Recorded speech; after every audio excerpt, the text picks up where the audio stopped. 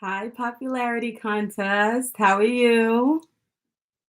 Good to see you. Did I see you on Facebook today? I think I did. Did you put music? I've been getting so many messages in my inbox, so I'm like scattered all over the place. So how are you doing? Good? It's nice to check in and see how everyone's doing once in a while. Good, very good, very good. What are you doing to occupy your time? Are you home? Are you working? What are you doing? Good. It's good to know you're good. Yeah, I figured I pop on and do some astro talk. There are some astrological signs that will do better at this time than others. Hi, Bayab TV. How are you? Good to see you. How are you doing with this quarantine? Oh, wow, popularity contest, you're working. Are you in the nursing industry or something? One of the main type of jobs that we need to keep going. I'm sure you're being safe.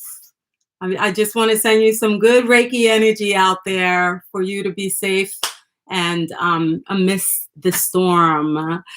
Truth be told, I need a reading, please, Queen. You can contact me. I think I managed to pin my email up top there. So if you go to that email, just email me, okay? Bye, FTV. Thank you. I'm a mess right now. Under here, there's a lot of tangles and mess. So this hat comes in handy. How's everyone doing? So I wanted to kind of chat today about the Zodiac and stuff. Truth be told, you were talking about having a reading. So one of the things that I figure I do is give everyone kind of like a little gift. And we'll talk about some of the things that are going on in your personal chart. So you can give me your birthday and I'll look up and I'll tell you what your moon sign is and how it is affecting you emotionally at this time and what kind of things you can do to actually emotionally put yourself more at ease during this time. How about that? Okay. Hi, Pinan. How are you? Thank you. Everything's going well as it can be. I hope it's going well for you as well. I figured that we would talk about some things that each sign would be facing at this time during quarantine and how everyone would cope with things, 4-3, Aries in the house. I'm Aries also, Aries sun. Good. So Aries, we'll talk about that. We'll talk about the different signs. and how it is you would be dealing with things that with the quarantine. You know, some people might find this very difficult. Other people will find it really, really easy. Um, and that's all relative, of course. Whatever's easy for one person is not always easy for the next. But that's what we'll talk about. I know some people within my circle that I personally know. Some of them are having a very difficult time, and other people are kind of just going with the flow. And that's me. That's what in any circumstance for me all of my life, I've always been able to cope and go with the flow. And that's because of of course, your upbringing, but your astrological chart. You might have different people in your family and everyone's reacting differently, right? Well, everyone's reacting differently because of their astrological makeup. So we'll talk about some of those things, like what makes everyone so different. So right now, Grind University put up their birth date. So I'm going to tell you do you want to know your rising sign or your moon sign? Let me know which. You get a choice between those two, the rising sign or the moon sign. And then I'll share with you how it is that you can cope better at this time. Okay. I'm going to try to get to everyone that's on the feed. So I might be a little slow, but I'll get there. Okay. So Grind University, that's who I'm working on right now. P-Nun, doing well, can't complain, right? I know, we just go with the flow, right? You just emailed me, wonderful, truth be told, awesome. Aries, yeah. Hesba, hi, Hefsiba. How are you doing? Nice to see you too. So even you, everyone, I'll go in order. I'm going to try to keep it where the person who's first is there. I'm going to put up your birth dates, and you tell me next to your birth date whether you want me to look at your sun, your moon sign, or your rising sign. And based on whichever one you choose, I'm going to give you some ideas on how you can deal with what is going on right now. Okay? Good. So right now I'm going to go to Grind University. Grind University, you already know that your sun sign is in Aries. Everybody knows their sun sign. So the one of the two choices that I'll give everybody is between the moon sign and the rising sign. The moon sign is how you are emotionally. You know, everyone has a different emotional response to things. So I'll be breaking that down if you choose your moon, and how it is that you can emotionally bring yourself more at ease. If you choose your rising sign is essentially more important than your sun sign almost. And that's going to give me a lot of information on you, but it's also going to tell me different ways that you might be responding at this time.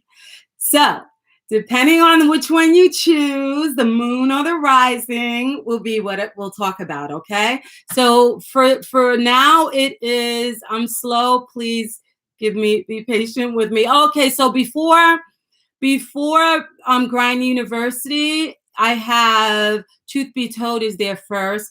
You wanted a reading, but for now, I'll give you your moon understanding, okay? So I'm going to put, hold on, Truth Be Told and Truth. And I'm just going to kind of go into your moon sign for you. I think the moon sign at this time is really important for people. And also let me know where you were born. Okay, so that's kind of important. I'm just going to put a general one for Truth Be Told. Let's say if you could type in really quickly, Truth Be Told, what state you were born in or what country, that would be really wonderful. Okay, so if you could really type in that fast, that would be great. Mississippi, wonderful. So I'm going to put Mississippi in, and I don't really need your time, so I'm not going to even ask you that at this time. When you get your reading, I will need your specific time, because that's going to tell me everything as far as your computer program, the minute that you were born, and what the stars fed into you, that was downloaded into you, that makes you who you are. So Truth Be Told, March 27th at 1981. Okay. Everybody's so young here. Oh my gosh. I remember those days. Okay. So we have Truth Be Told, and you are March 27th, 1981, born in Mississippi. And the minute that you were born, the moon happened to be in the sign of Sagittarius. Okay. Not sure if you knew that, but in the sign of Sagittarius. So what does that tell me about you?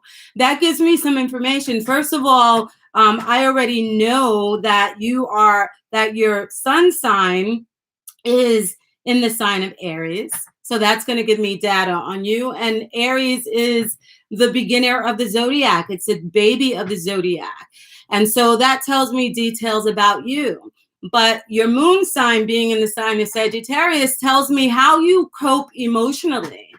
And so if other people on this feed are Sagittarians, your nature as a Sagittarius is to be, you respect higher education and university.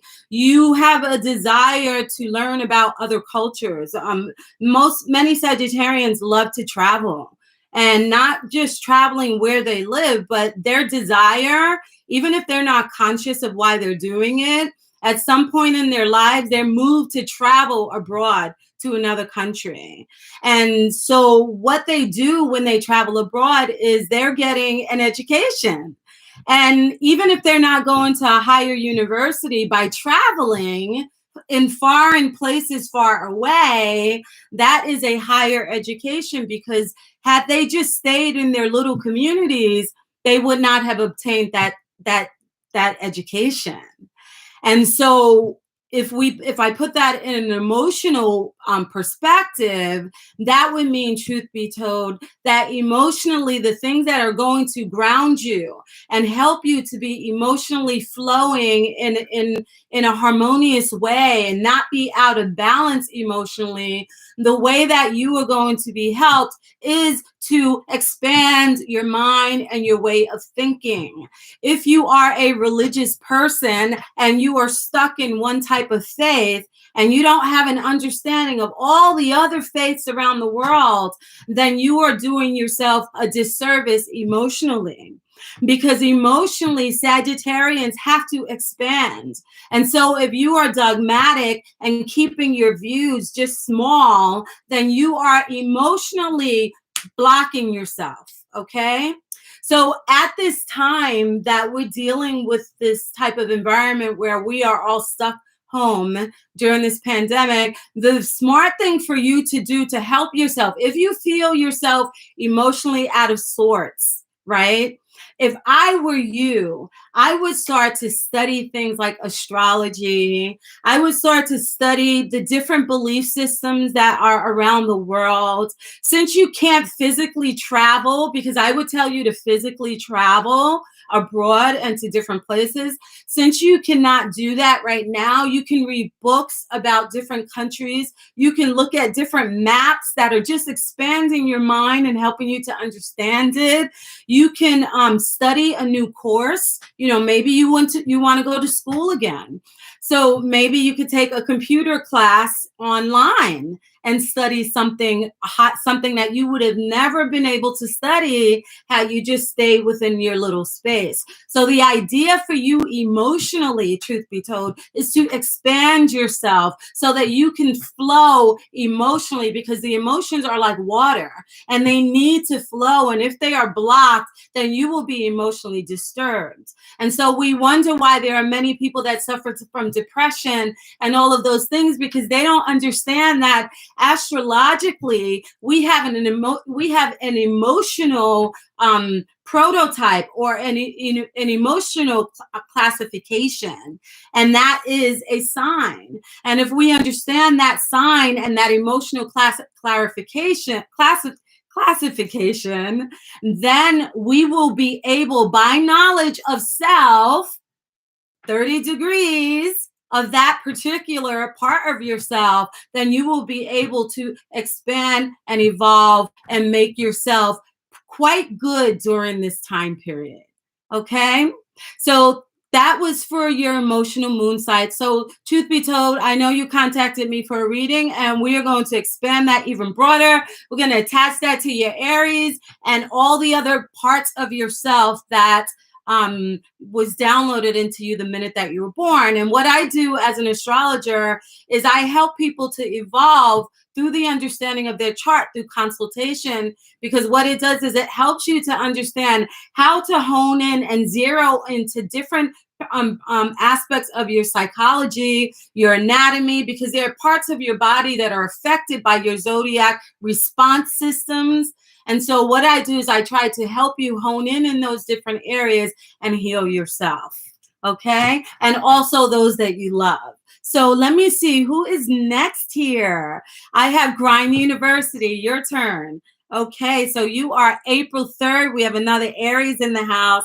Yay. Let me tell you, without Aries, the world would be stuck, because Aries is the initiator. They get things done. Grind University, could you just please put the state that you were born in? Oh, thank you so much, Lioness. I appreciate that.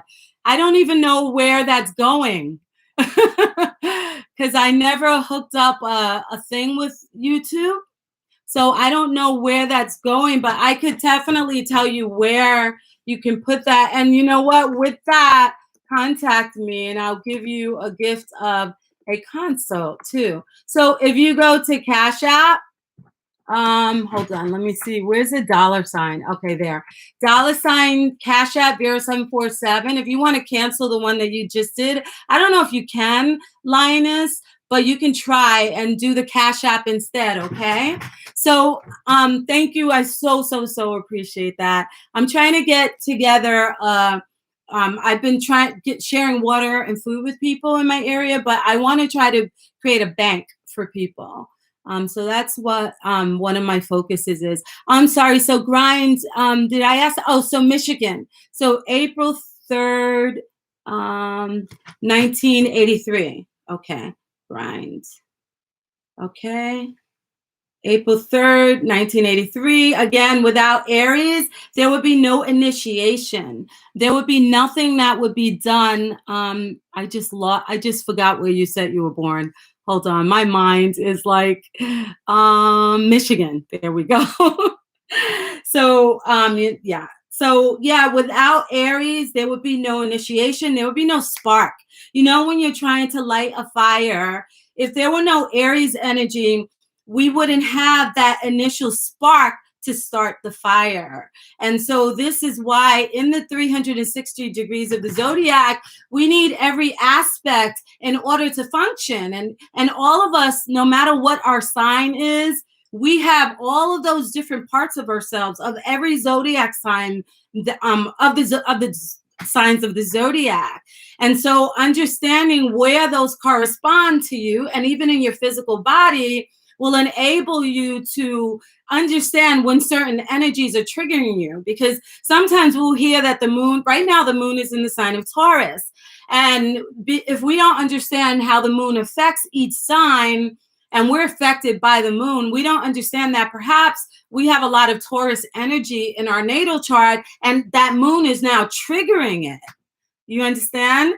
And so when we understand 360 degrees of ourselves, then we are able to allow our charts to help us to benefit ourselves, to be more practical in our lives, so that we're not subject to the moon being in Taurus or whatever it may be, but we can be productive and make it work better for ourselves. So, okay, so April, we have April the 3rd, 1983. I'm sorry, I am repetitive because my mind is so scattered. I can't help it though. It's my astrological stuff. Okay. 1983. Okay, I got that. And there we go. Okay, so let me put that there. I don't need the time. And here we go. So Grind, I don't know if you told me what you wanted specifically, but I'm just going to go with the moon right now, because the moon is our emotional makeup. And I think, you know, no matter how we are handling things, if we're handling it in a strong way or a weak way, we still need to get in touch with our emotions, because that's going to help us to have more understanding of ourselves. And also know, just as I spoke before about Sagittarius moons, how you can help yourself at this time. It'll enable you to help your emotional state of being. Hi, Stacy. Hi, Lioness. Yeah, we're gonna get to you too, Lioness. And I see a bunch of others. Okay, so for grind, your moon sign happens to. Here we go. It's in the same sign as the person that I just spoke to. It happens to be in the sign of. Oh wait, is this the same one? Hold on. Truth be told, I just did. April 3rd, 1983. Grind, that's you, right? April 3rd, 1983. And hold on, let me see the last one that I just did. Truth be told, hold on. Sorry, guys. It takes a while for me to get it up on my thing. Yeah, so it's so funny because I'm dealing with Sagittarius moons today. So it's the same, yes. Okay, so grind. Let me find you. I have so much on my phone right now. So grind, your sign happens to be in the moon, is in Sagittarius as well, your moon sign. So what that means, everyone, is the minute that a person takes their first breath, we already know where the sun is because all of us know sun sign astrology. But we also need to comprehend where the moon is when a person is born. And if we're just understanding the sun sign of the person, then that is essentially the only part of the, let's say, 144,000 sequences within in the natal chart that we can now discern and decode. If we're not looking at where the moon is, then we're not able to decode how we respond emotionally to things and what things help us. So for grind, we spoke about, to truth be told, I spoke about the moon being in Sagittarius and what that means. I'll go a little bit further for you. If someone's a Sagittarius moon and I go to their house to visit them, I'm going to find a house that is very well traveled. They may have some of the artifacts that they picked up when they went on a trip, even if it's the little trinkets. Then they might even be the person that you see with a map on the wall and the pins where they went. Literally, that is Sagittarius, okay? Sagittarius, when we look at the zodiac wheel, there are certain time periods in our lives where those energies are activated. So let's say you're a Sagittarius, but you did not take a trip, and you're 20 years old. There will be something in your life that the universe will trigger to make you take a trip. Because the idea is that the universe wants you to expand yourself. And if you have not taken a trip outside of what you know already, then the universe will make something happen to make that happen. And let's say someone doesn't have the financial money to do it, then they will read a book, or maybe they'll go to college. Because remember, taking a physical trip does not always have to be the case. You can take a physical trip with your mind. You get it? And that's how astrology works. That's the language of astrology. And so that person who's a Sagittarius, you literally, even in a symbolic way, think of a map on the wall with the pin cushions in it. Because these are the places that they are going to spend. The entire earth is their university.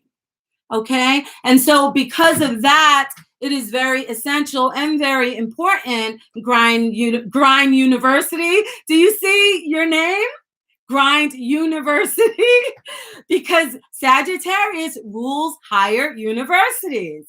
It's not just by mistake that you put that as your YouTube name. Okay? And usually that is what happens with people. You are naturally being projected in the area of the consciousness that you were supposed to manifest in this lifetime. And so sometimes just even in the name of something that you may give yourself, you are going to identify with that energy.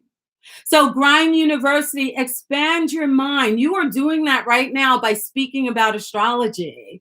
If you were like, oh, astrology is the devil, I'm not going to look at astrology, someone's telling you about astrology and you're like, that's garbage, then you are not operating in the Sagittarian vibration.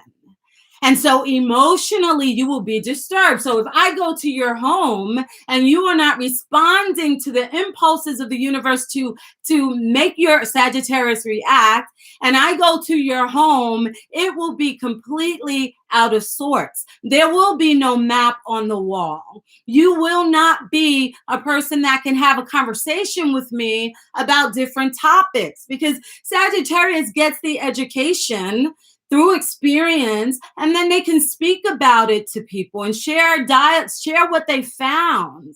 But if I go to your home, the topic will just be one dimensional and not expanded. Do you understand? And so that is very disturbing to your physicality, your liver, because Sagittarius rules the liver. And it is also very disturbing to your emotional balance. And the idea that we want to have when it comes to astrology is learning to balance ourselves in order to have harmony within ourselves. And if we, let's say you're just feeding your Aries by being a leader, you know, try going new being courageous. Aries is courageous. Let's say you're just doing that, then Aries is here and your Sagittarius is down here. The idea is that we want all of our everything, every aspect of ourselves to balance itself with the opposite of ourselves. And that's broader, you know, when you learn about your chart. Okay. So good. I don't want to like make a lot of you guys like wait. So I have lioness. You put down Leo 8/11. So if you could do me a favor at the bottom and put in the exact year, the date, and the state that you were born in, that'll be perfect. Okay. Thank you so much. And again, for your donation, I don't know if you can cancel that or not, but if you can, then that would be because I think before I did this and YouTube it just went to YouTube, you know, so I would hate for that to happen. I'd rather you keep it than for YouTube to have it. So if you could cancel that, that would be good. And again, you can just put it in the Cash App, and I'm gonna try to make it where it stays there on my screen. So it's Vera747 Cash App, okay? So let me see if I can make that stay so no one has to figure that out again. Okay, good. All right, so now we have, let me see what came after that, who came after that. So we had Grind University, truth be told, okay, so April 3rd, 1983. And then we have my Crybaby ass is making it Thursday. My Taurus moon is helping me with that. There you go. I love Taurus moon. You know, Taurus is a sign that the moon loves to be in. And so if I look at someone's natal chart and I see that they're a Taurus moon and they don't have anything disturbing that energy in their chart, then I know that I'm dealing with a person who knows how to handle their emotions in a very balanced way. You know, everything's hitting the fan outside and they're just relaxed. They're just sitting there and you're like, how are they so calm? And that's usually if their moon is not being debilitated or affected in the natal chart, you know. So there's so many factors, but I'm so glad that you are able, P-Nun, to understand how your Taurus moon is helping you at this time right now. That's really important because Cancer, I'm a Cancer rising, so I get you. But I'm Aries sun, so my Cancer so like if I, you know, the feeling and the maybe crying and worrying is mitigated by the strength of my Aries. So there's a lot of balance going on in my chart. My chart helps each other in a lot of ways. It's not the easiest chart, but because I comprehend it and I know where to borrow from, it helps a whole lot. So now we have so lioness, yes, please. So put the year and the place that you were born. Okay. Let me see, who else do I have here? So busting out the bando. I like that. Gemini sun, Moon in Aries. Good. So you already know where your moon is. That's wonderful. I love Geminis because the reason that I am an astrologer today is because of the Gemini energy. My son is a triple Gemini. All right. And so when he was younger, I was so perplexed by his personality. I was just like, who is this kid?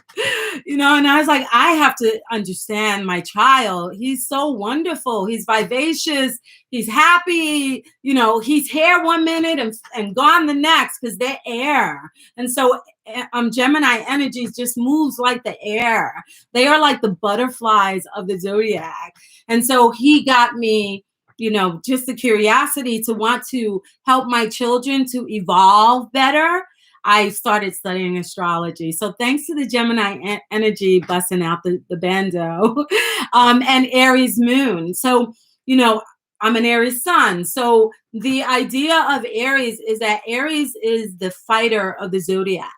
The reason that we have, Aries is ruled by the planet Mars. Mars is the planet of war.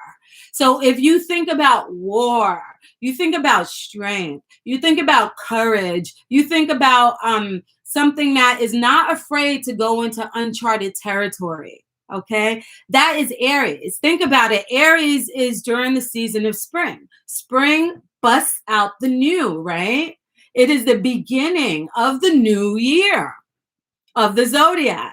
And so for that to be in an Aries, in the moon energy, remember we talked about the moon being your emotions. So if the moon is your emotions and you are an Aries moon, that means that it's very important for you, especially at this time. You are going to be, for one, thinking about ways of survival because you're just a natural survivor. You're powerful, you're strong, and this is in your emotions. So it makes you emotionally strong.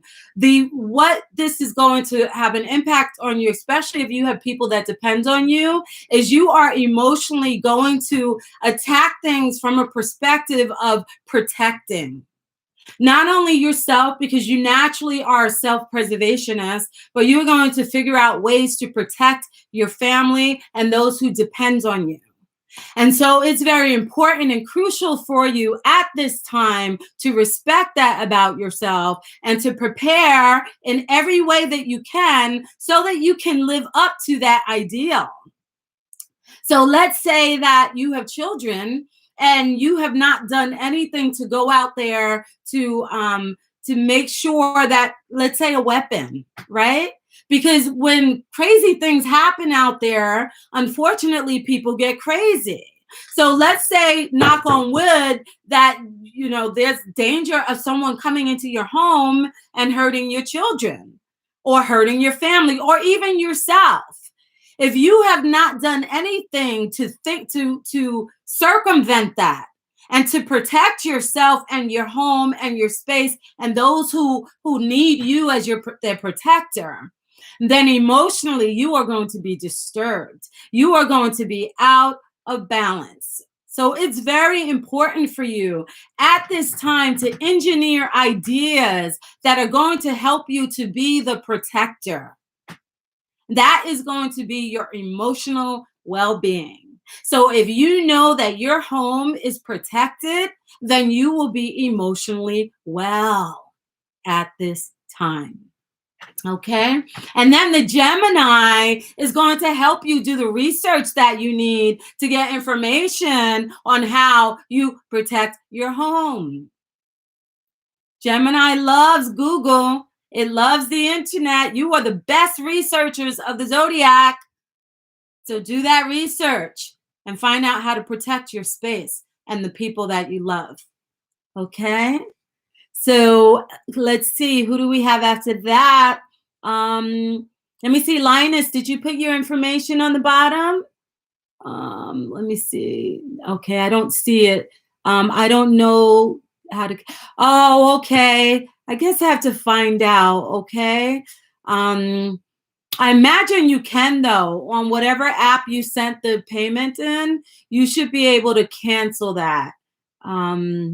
If anyone knows how to cancel it for her, I mean, for Linus, could you just put that on the bottom? I'd appreciate that. Thank you so much. So okay, so you're August 11th, 1968. All right, let's see. Let's see. August 11th, 1968. Let's go. Yeah, so guys, just at this time period, the planets are still in their aggravation. I call it aggravation. Okay. And when it's in its aggravation, it's there. It's going to trigger the events that we are seeing today. I've been talking about this for years, that right now we should have been preparing for this time period.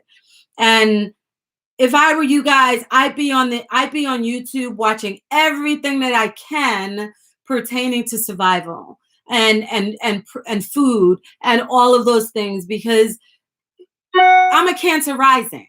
Okay, Cancer rising, like Aries, wants to protect the people they care for, because Cancer nurtures, right? It's the nurse of the zodiac. It is the mother.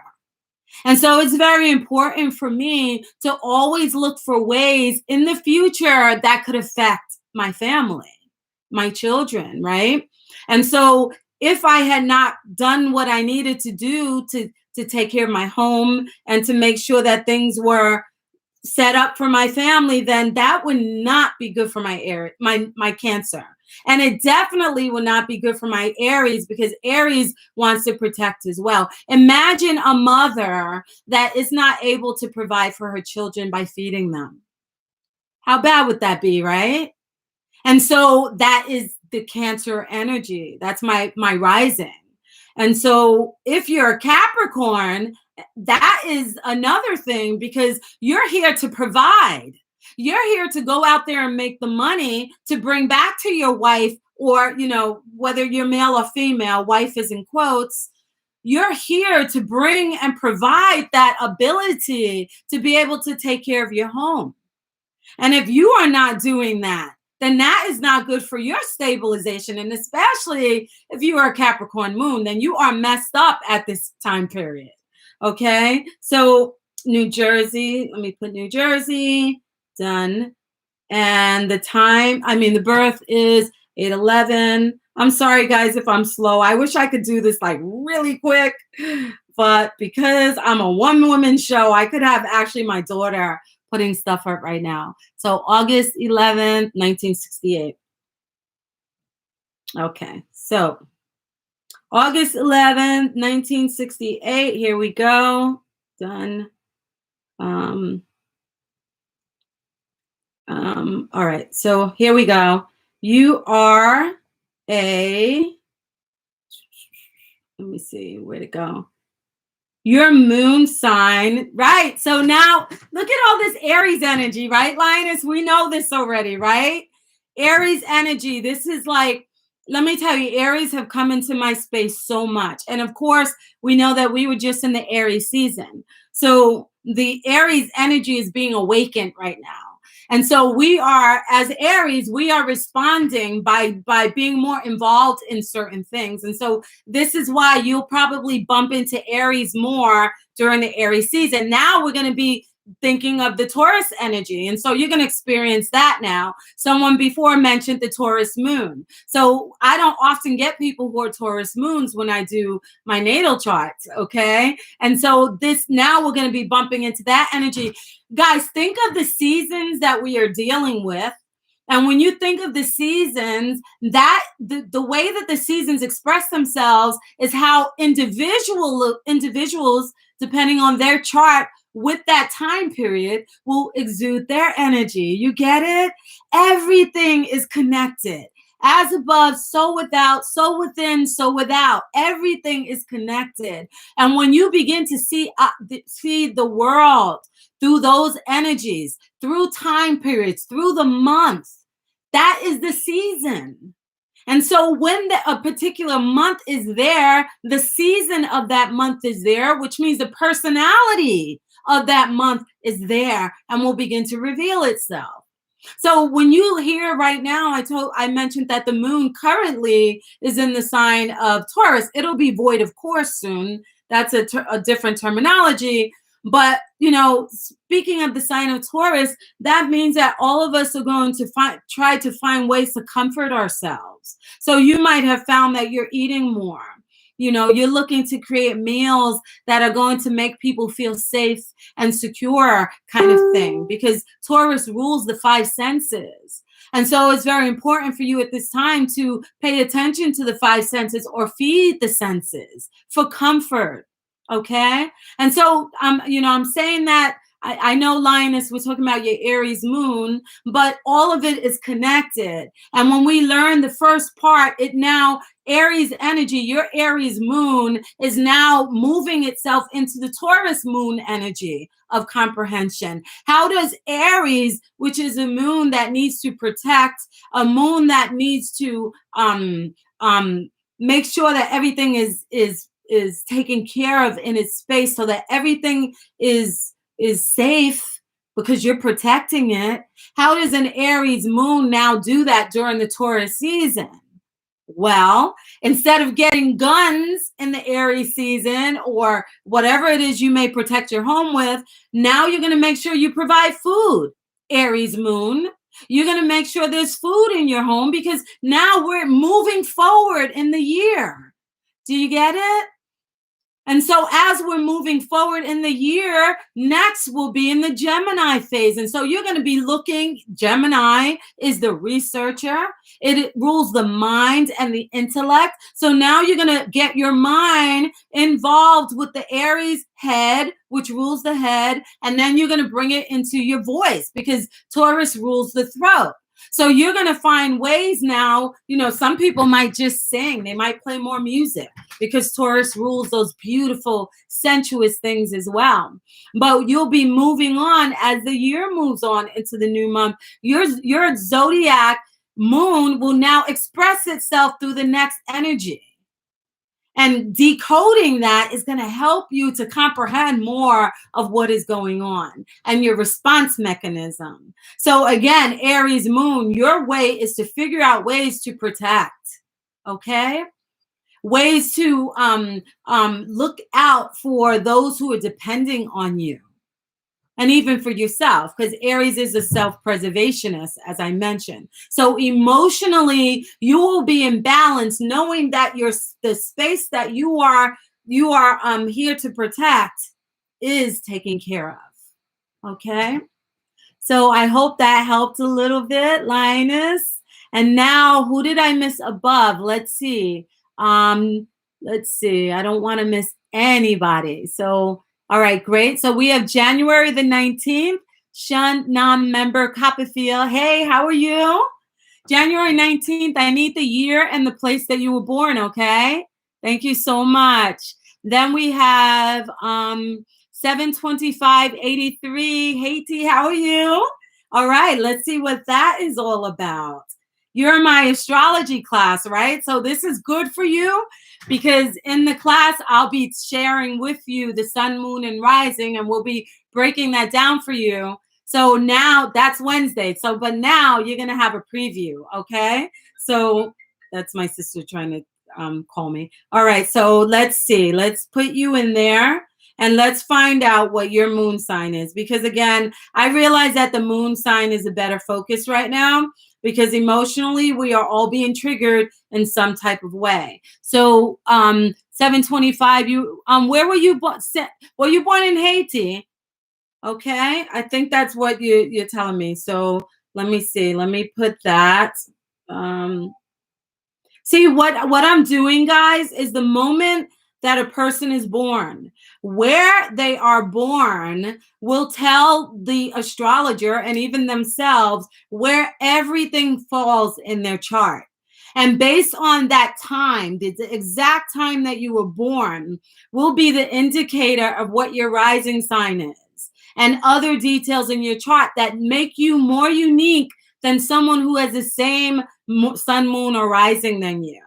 And this is why everyone, no matter what sign you are, we're so much different than other people that are the same sign as us, because depending on where you were born and the time that you were born, everything moves into its own unique birth chart.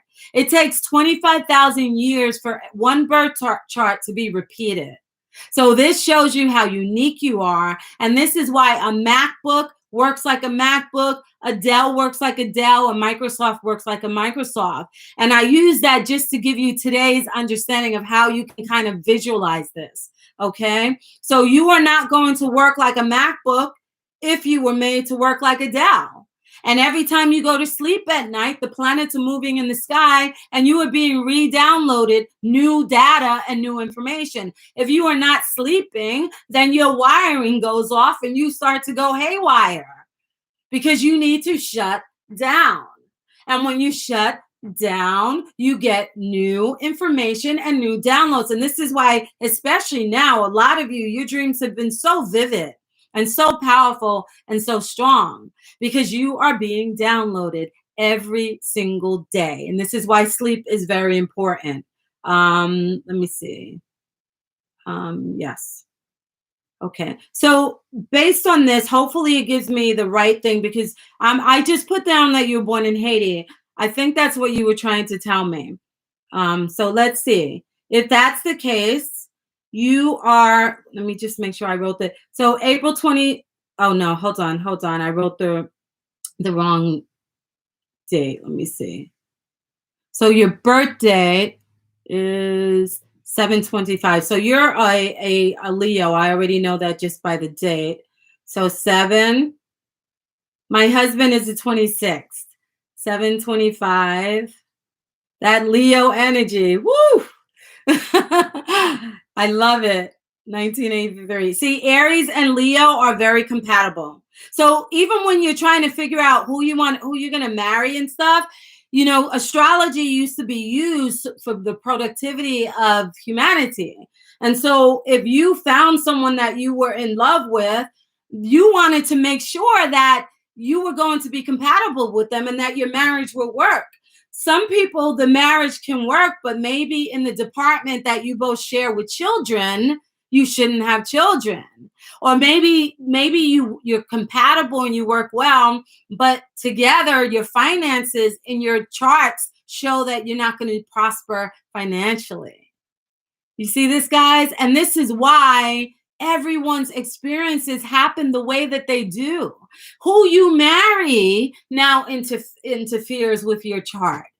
Okay? Everything is chemistry. And this is what astrology is. It's a pool of ingredients that go into creating the patterns of energy and cause and effect and responses. So, Haiti, now I have that up with your birthday. And let me see. Let me just put it. Yeah, there we go. Okay, so you are an Aquarius moon. Yay! I like Aquarius. Aquarius moon. It's not the easiest moon. So, you know, in astrology, the planets, they have places that they love to be in. They just love some places. And they have places that they don't like to be in. And that's just one aspect of it, because then there's other stuff going on where certain like stars or comets are now not liking that planet, and they're having a conversation that is not very fit and very good. It's like people are arguing at the dinner table. Okay. So imagine you're at the dinner table and people are arguing. How does that make you feel, right? Imagine the person that is born with that energy of that dinner table in their bodies. Okay? This is why I love teaching astrology, because when people are able to take things that we can relate to and analogies and put it into teaching astrology, it makes it so much easier, because astrology is not an easy thing to learn, because it's layers on top of layers on top of layers. Then it takes intuition. You know, it takes so many factors. But that's why I love teaching something that's complicated, that took me so long to learn, because what I'm doing is helping people to make it relatable to themselves. So again, there's a conversation at the table and everybody's fighting, right? And someone was born with that fighting conversation going on in their bodies. So this is why you see some people are complex, right? But I'm not saying that to say that with you, Sandy. I'm just saying there are certain places where planets like to be and certain places where planets don't like to be. And not that the moon doesn't like being in an Aquarius. It's kind of more of a neutral place kind of thing. But, you know, Aquarius is very unique. They are the sign of the zodiac that deals with the brotherhood. It cares about everyone. It doesn't just care about my little community here, but it cares about the world's community. And so because of that, if that's an emotional way, then that means emotionally, that is what things make them emotionally comfortable. So in their homes, if I visit an Aquarius person, an Aquarius moon person's home, they're going to be very intellectual, very scientific. You know, a lot of them love having computers and stuff all in their space because it helps them to connect to the intelligence or the you know, modern technology, all of those things, and science, all of those things that like Einstein kind of energy. In fact, if we didn't have the Aquarian energy, we wouldn't have this computer arrangement that you and I are even sitting here today, because the Aquarian energy brought down the intellect in order to create that and bring the brotherhood together on one computer device. So Aquarius is the sign that wants the brotherhood, and it wants to bring everyone together so that everyone, no matter who you are, no matter how different you are all together collectively as a brotherhood and a sisterhood. And so because of that, the Aquarian energy introduces this, that you, all of us, different states, different countries, are now able to come together under common things that we're focused on, astrology, right? So we're picking our groups. And Aquarius does that. It creates communities and groups, and it helps people to be able to relate in those different groups.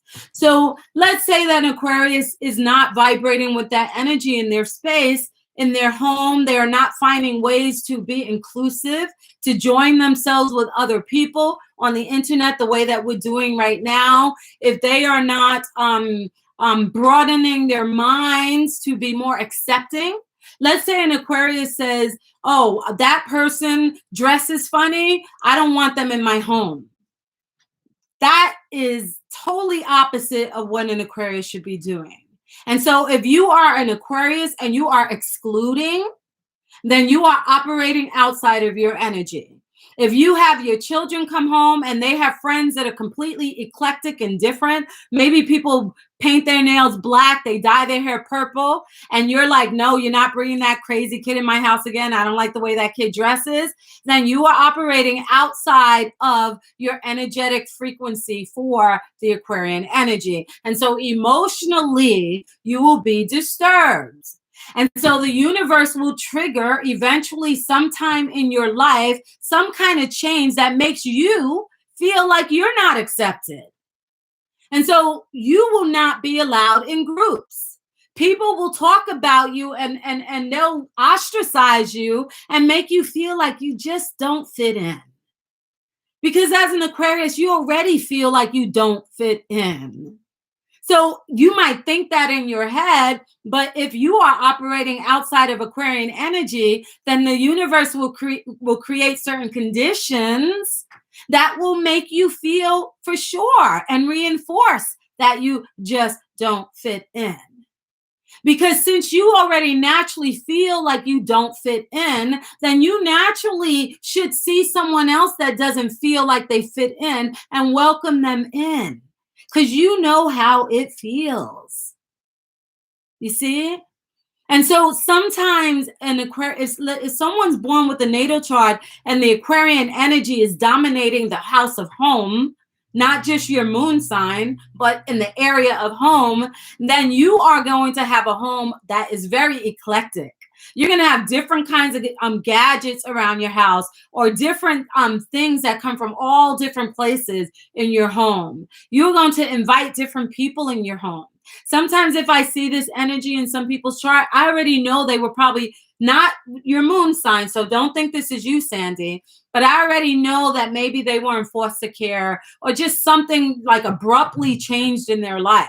that pulled the rug from under their feet.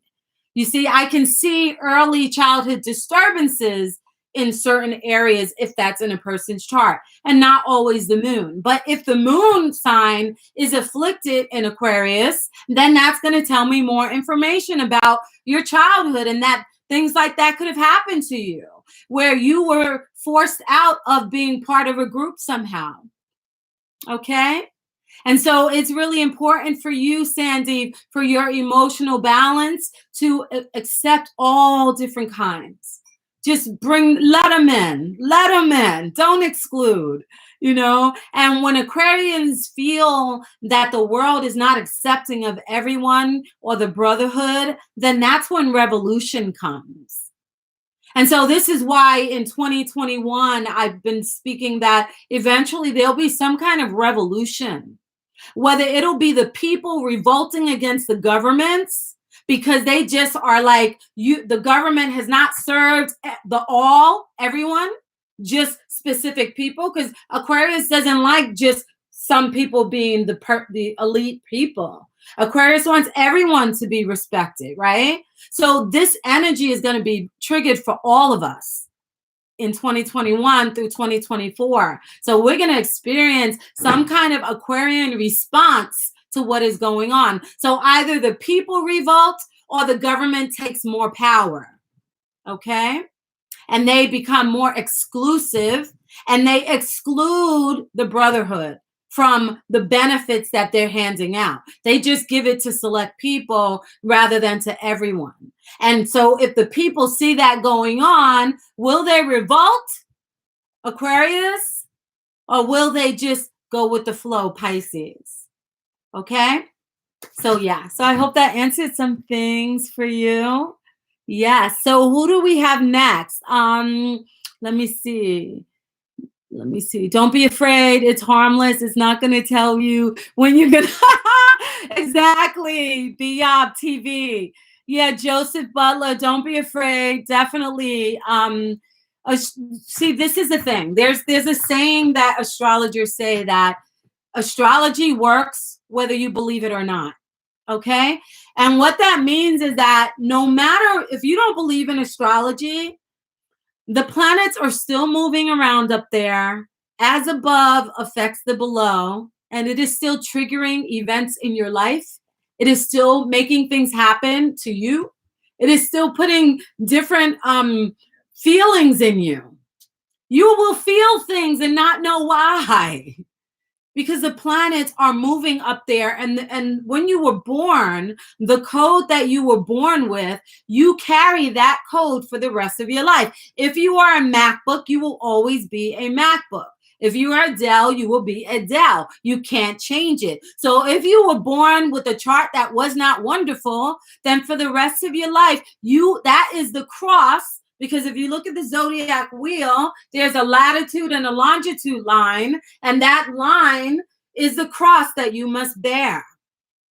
And so some astrologers, when they read people's chart, they tell them things that I don't think it's proper. I don't even look at when a person's going to die. I don't do that because I don't want to know that. And I just don't think it's respectable. I don't think it's respecting the art. But my idea of what I think is not to infringe upon the astrologer that thinks it's okay. I had one client in all my years who was so upset because I didn't tell her when she was going to die. Can you believe that? Like, seriously, she was so upset. And I had to tell her, look, I'll give you your money back. I gave her a full understanding and stuff that I never even knew stuff in her life. And I was able to tell her everything in her life, basically. But I wasn't going to tell her when she was going to die. And she was upset. So, yeah, don't worry, Joseph. Astrology is, it's like if you put something in the air, it's going to fall, right? Gravity, whatever that is, right? It falls. That is the effect, right? And so no matter what you do, even if you don't want to know your astrological comprehension of yourself, it's still going to fall. The energies are still going to hit you. It doesn't matter. And so the idea of astrology is to be conscious of the conversation that is coming down to you and affecting your life, right? Like if you knew that next year there were planetary energies that were going to affect you in your health, then you say, you know what? I'm going to go before the next year and I'm going to go get a checkup. So now you are preventative. You are acting preventatively for something, because astrology can tell you when you might have things that will affect your health. Okay. And if you can see it beforehand, and it can even tell you where and what's going on in your body, astrology. There are people that specialize in medical astrology. I don't. I understand how it affects you when it comes to your body, but those are not the details that I go into. Some people specialize in that. Astrology is so vast that there are specialties within it. And so again, if you know that, perhaps you might have a financial crisis next year, then an astrologer is going to say, be very careful with your money. Be smart with your money. Put money aside. Save, because you are going to come up with planetary energies that will afflict your ability to make money. And this is what I've been telling my clients. I made a video maybe a year ago, even a couple of years back before that, about the period of 2020 through 2024, 25, letting people know, get your stuff together. And now look what's happening. And it's not that I read the future, but I break down the symbology of what the planets, their conversation is. You get it? So that's all astrology is. It's an explanation of planetary energies and their angles and degrees and how they manifest on the planet in your individual life and in the collective life of humanity. And so look how beneficial that is, right? If you know that your child's chart is showing that they have a hard time learning in a specific way, then you are not going to put them in traditional schooling. You are going to hone into their specific way of learning. Some children are not here to be in a classroom to learn. They must be outside learning, touching the leaves, learning about flowers and plants. If you don't understand that about your own child, then you are not helping them to be productive. You're wasting your time. You're creating frustration. And then their emotional body becomes depressed.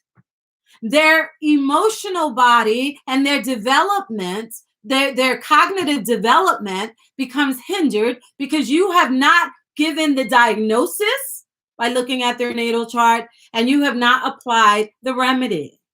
And so do you see how beneficial, Joseph, it is? And that's how astrology, benefits you. And imagine if the world knew this, right? Imagine if in school, they looked at every child's chart. They looked at their emotional way, the moon. They looked at all the positions in their chart, and they were able to determine how to reach that child. Come on. How much better would the world be? I would know right away not to tell my kid to be a doctor, because their chart will tell me whether they came here for certain things or not. So I'm not going to waste my time or money putting my investment in that.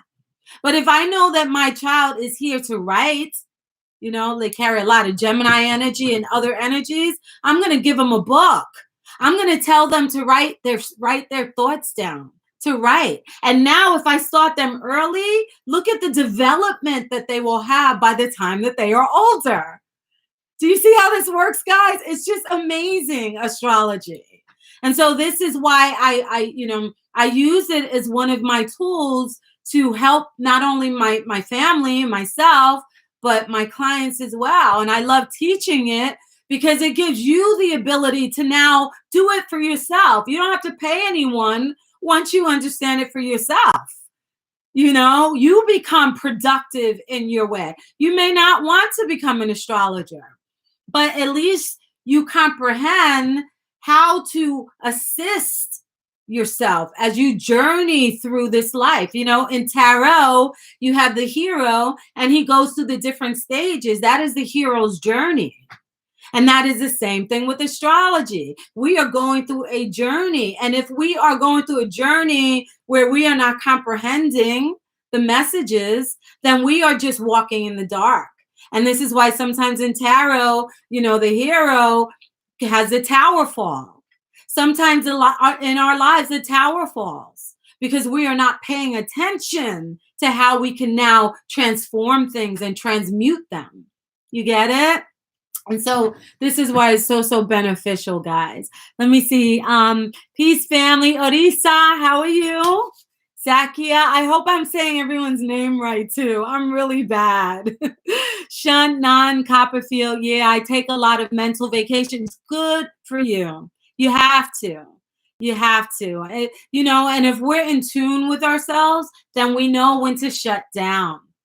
Just like our computer. I'm going to shut my computer down tonight. Sometimes I don't, and it interrupts my day because it's like, it's time, Vera. It's time, Vera. So, yeah. Let me see. People don't understand how this is possible. Yeah. There's a scripture in the Bible, and everybody, if you know my work, you know how I feel about all of those things, right? But I still see, I studied the Bible for so long that I knew scripture like that. So I still, will reflect on certain things. So one of the things in Revelation 12:9, I think it's it is Revelation 12:9. It talks about how Satan was hauled down to the earth. And before that, it talked about how there was war in heaven. I think that's Revelation 12:3, how there was war in heaven. And when the Bible is speaking in those terms, an astrologer is able to decipher it because of astrology. And so when there is war in heaven, not only does it deal with the Anunnaki and the different star constellations of aliens types, but it also deals with astrology in that the war in heaven is the war sometimes that planets are having with each other. You get it? And so this is why at this time we are going through this quarantine, this whatever this pandemic is, whether it's caused, which I think it was, or whether you can catch it or not, whatever the details are that none of us fully comprehend because we are not the political mix to really know what they're really doing. Whatever is going on, the planets have been speaking that this would be coming. And it also was speaking because there are planets that would be warring in heaven, Revelation 12:3. They would be warring in heaven. And when there is war in heaven, Revelation 12:9, it is hurled down to the earth. And we are antennas. And depending on your astrological chart, you will receive some of these energies because they will be beamed down to your antenna. Our antenna is specifically in harmony with our natal chart. And so this is why you wonder why there could be, let's say, 5 people in an accident and one of them survives, right? And no one knows why. No one knows why one person walks away from the worst accident ever. These are the things that we need as a collective to comprehend so that we can really see the world from the reality of energy. Everything is energy. And that energy is going to help us to, some things you learn to accept when you're an astrologer. Astrology has helped me to be more level-headed and calm in circumstances like this because I know what the patterns are, why they're going on. I know the conversation. So someone wrote, so thank you for saying that to him, Joseph. I hope that you're okay. The more you look into things, the more you will expand and you will see the innocence of a lot of things. And of course, guys, when I speak of this, there's a connection to what I do in my other work with the Anunnaki and all of that. But what I'm saying is use the tools that exist right now with our human bodies to help you to be more productive in how you exist in the world and on the planet. And for you who are young, you are so fortunate. I know it's sad that this is happening to you at this time, and you're young, your lives are just beginning. But you are going to see the world in the way that it actually really is. You know, I've been waiting on a package from Amazon for like 15 days. I used to get it the next day. You know, we've been programming instant gratification. We've forgotten how to provide for ourselves, how to grow our own food. You know, so you are young. You have a chance to see the world through the lens of dependency. Do you want to be dependent on the government and other people, or is it time for you to learn how to be productive within your space and yourself? And astrology is one of those ways. There's so many different ways, but I'm so glad to see many of you young ones here, because that shows promise that you now will apply this information to your children. And then you can help your children be better, more productive, more healed emotionally and physically, so that now they can have children and pass on an emotionally well aspected person. And so the more that we get this, and the more people that start to evolve this way, that's maybe the Aquarian age will reveal itself to be where we live in a more harmonious environment as a collective. If not, if we continue in the trajectory that we are, then the age of Aquarius will be one where it is almost like that show, that TV show that movie that they're showing, where, what is it called? Where they're on one level, they get food up here, the next level they don't. I forget the show, but it'll be like that. So or Hunger Games. All right. Let me see. Shawn Hammer, how are you? Good to see you. Good to see you. We are the fallen spoken in Revelation. Yup. This is, let me tell you guys, there's so much going on. And yeah. Do you know what a lunatic is? Yeah. Okay, so you're speaking to Bayab. Let me see, going down. Shawn Theodis, how are you? As above, so below, war in heaven affecting us on earth. Absolutely. Whenever you see crazy stuff here, then you better know that crazy stuff is going on up there. All right? It all affects each other. So I have Keisha, RB, good. I'm going to look yours up. October 30th, 1973 in Philadelphia. Awesome. Let me check that out. Hold on. So, yeah, so war in heaven, war on earth. It's like, and so now this will help us all to get in touch with feelings. What does it feel like when the planets are fighting, right? Or even before it starts to happen. So now the next time that this happens, we are automatically going to know that feeling. And now we are using our minds. We're getting in touch with it through me specifying what they are astrologically, but you are getting in touch with it energetically. Within your own physicality, you understand what it feels like when this war in heaven is going on. And so now you become a prophet in the future. You know, sometimes people know when it's going to rain, their knees hurt. Astrology helps you to be in touch even physically with the changes that are coming. And so you may not even need the compass of the themes because you feel it already. You know what that feeling is. Okay, so we're putting labels on things. That's astrology, putting labels on things. Okay, so you were born in Philadelphia. Let me put that. Philadelphia, Pennsylvania. Good. I love Philly. I like going to Lancaster. I love that they live off the land, the Amish there. We have so much that we could have learned from them. Guys, it's time to employ all of those means of self-sufficiency. We got to do it. We have to bring it back, because either that or we're dependent. You know, if you're a meat eater, they're throwing meat away.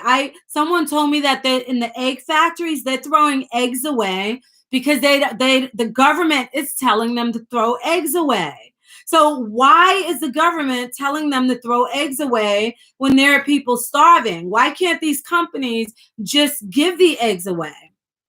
We need to wake up and see what is going on. Some of the planets right now are planets that overpower. It's a power struggle. So now we're going through a power struggle between those who lead us and us little peons down here that are being ruled over.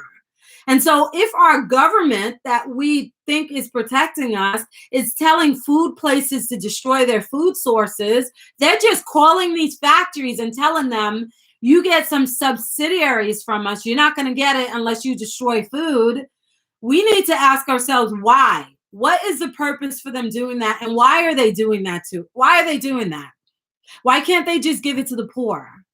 Right? So that should make us be more suspicious.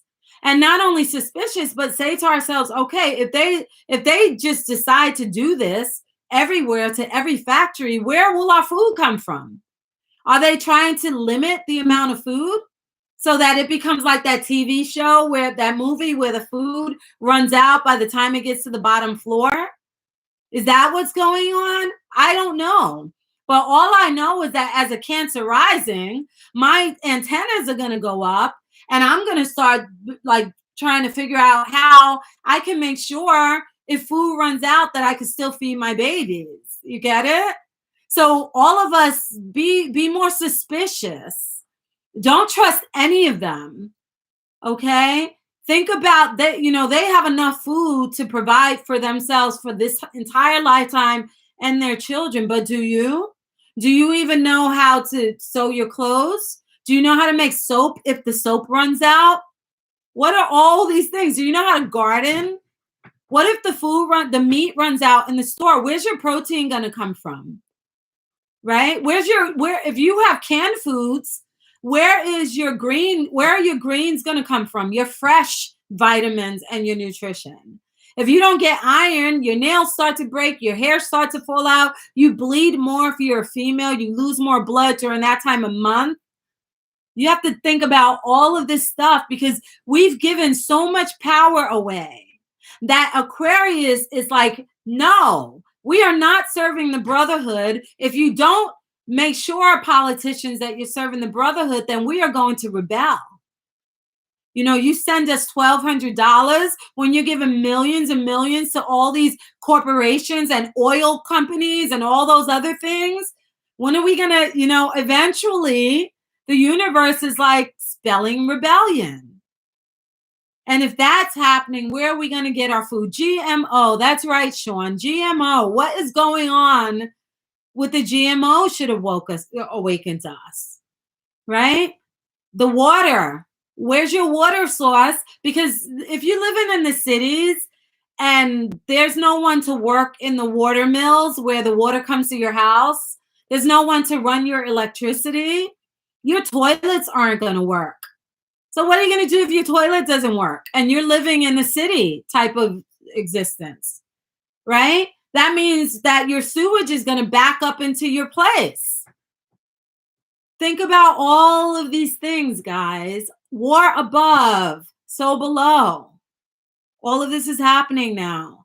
And now we can see ahead into the future. Think ahead into the future. Even if nothing happens, you are prepared. So for the birth date of Ayesha, I have you as a moon in Capricorn. I know that well. My husband is a moon in Capricorn. Yes. Hi, Keisha. Yeah. So a moon in Capricorn, that's October 30th. Let me make sure I put the right thing. October 30th, 1973 in Philadelphia. Yeah. So a moon in Capricorn, what is that? Let me tell you. Capricorn, think about it, rules the skeletal part of your body. So it is all the bones in the body. That's Capricorn. If we go like this, everything that is held up, our skin, our organs are in its place, all because of the skeletons, right? And the bone. And so if we did not have the skeletal system and the bones, what would happen to everything that it's holding up? It would just fall, right? It would not be, we would not be able to walk around or do anything. And so Marcus Adamu says he's a Capricorn. Good. So this applies to you too. Even though I'm speaking of her moon, think about this in your context of a Capricorn sun. So being that Capricorn rules the skeletal system, that should give us an understanding of the energy of Capricorn. Remember, I told you that when the sun is in certain signs, right now it's in Taurus, right? Think of the season of Taurus, and that will help you understand more about Taurus people. So if we think about the season of Capricorn, I'm sorry, my computer's ready to shut down. Let me plug it in. If we think about the energy of Capricorn, that is in the winter, and it's cold outside, right? So the only way, if it's cold outside, if you do not have food, the only way that you are going to get food is to go out and find it, to forage for it, to hunt in the old days, right? To gather your food, to gather your wood so that you can bring it home.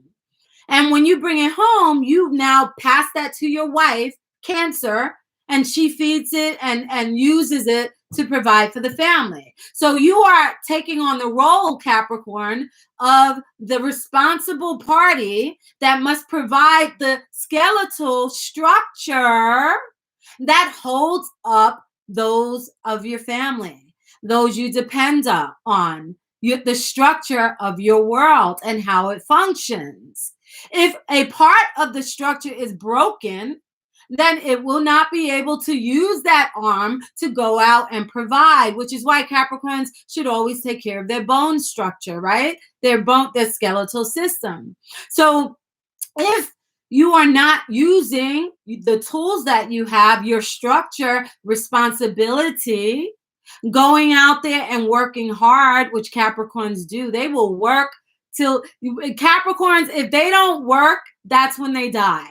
Because they are here to work. They are hard workers. This is why you'll find many people in the construction business that are Capricorn, because they are here. They construct the building, the bones that holds up the home. And so naturally, if we follow along with that ideology, we understand that it is necessary as a Capricorn with Capricorn energy to go out and make that possible. How will the house stand and be possible to be maintained if the Capricorn energy is not responsible to go out to get the things that will make that possible? So now, Ayesha, we put that in your moon sign, right? So your moon are your emotions, Ayesha. So that means that emotionally, you feel you have this responsibility to make sure that those things that are in their place, that you are responsible, that you are able to provide the necessary things so that you are able to stabilize your structure in your life. Whether it's having a home, whether it's being able to provide for your family, it is very important for you to be responsible so that you can provide the necessities to maintain the structure. So if I went to visit you at your home and I found that, and you started to converse with me and tell me that you lost your job, that's not good for you, because it'll make you emotionally imbalanced, because you need the job to make the money so that you can maintain your home and provide for your home. So if there is a threat to your ability to provide the structure and maintain the structure of home, or whatever it is that needs structure in your life, then you will be emotionally out of balance. So if you are not able to pay your bills, if you are not able to pay your mortgage, your rent, or even be able to purchase a home, or be able to sustain a home, or be able to sustain your bills and be responsible, then emotionally you are not going to fare well. It's going to make you very uneasy. You know, you'll be twiddling your thumbs, moving about in your home, almost like you're just looping. because you're not emotionally balanced, because those things in your mind are not being provided for, and you don't have those things to sustain you.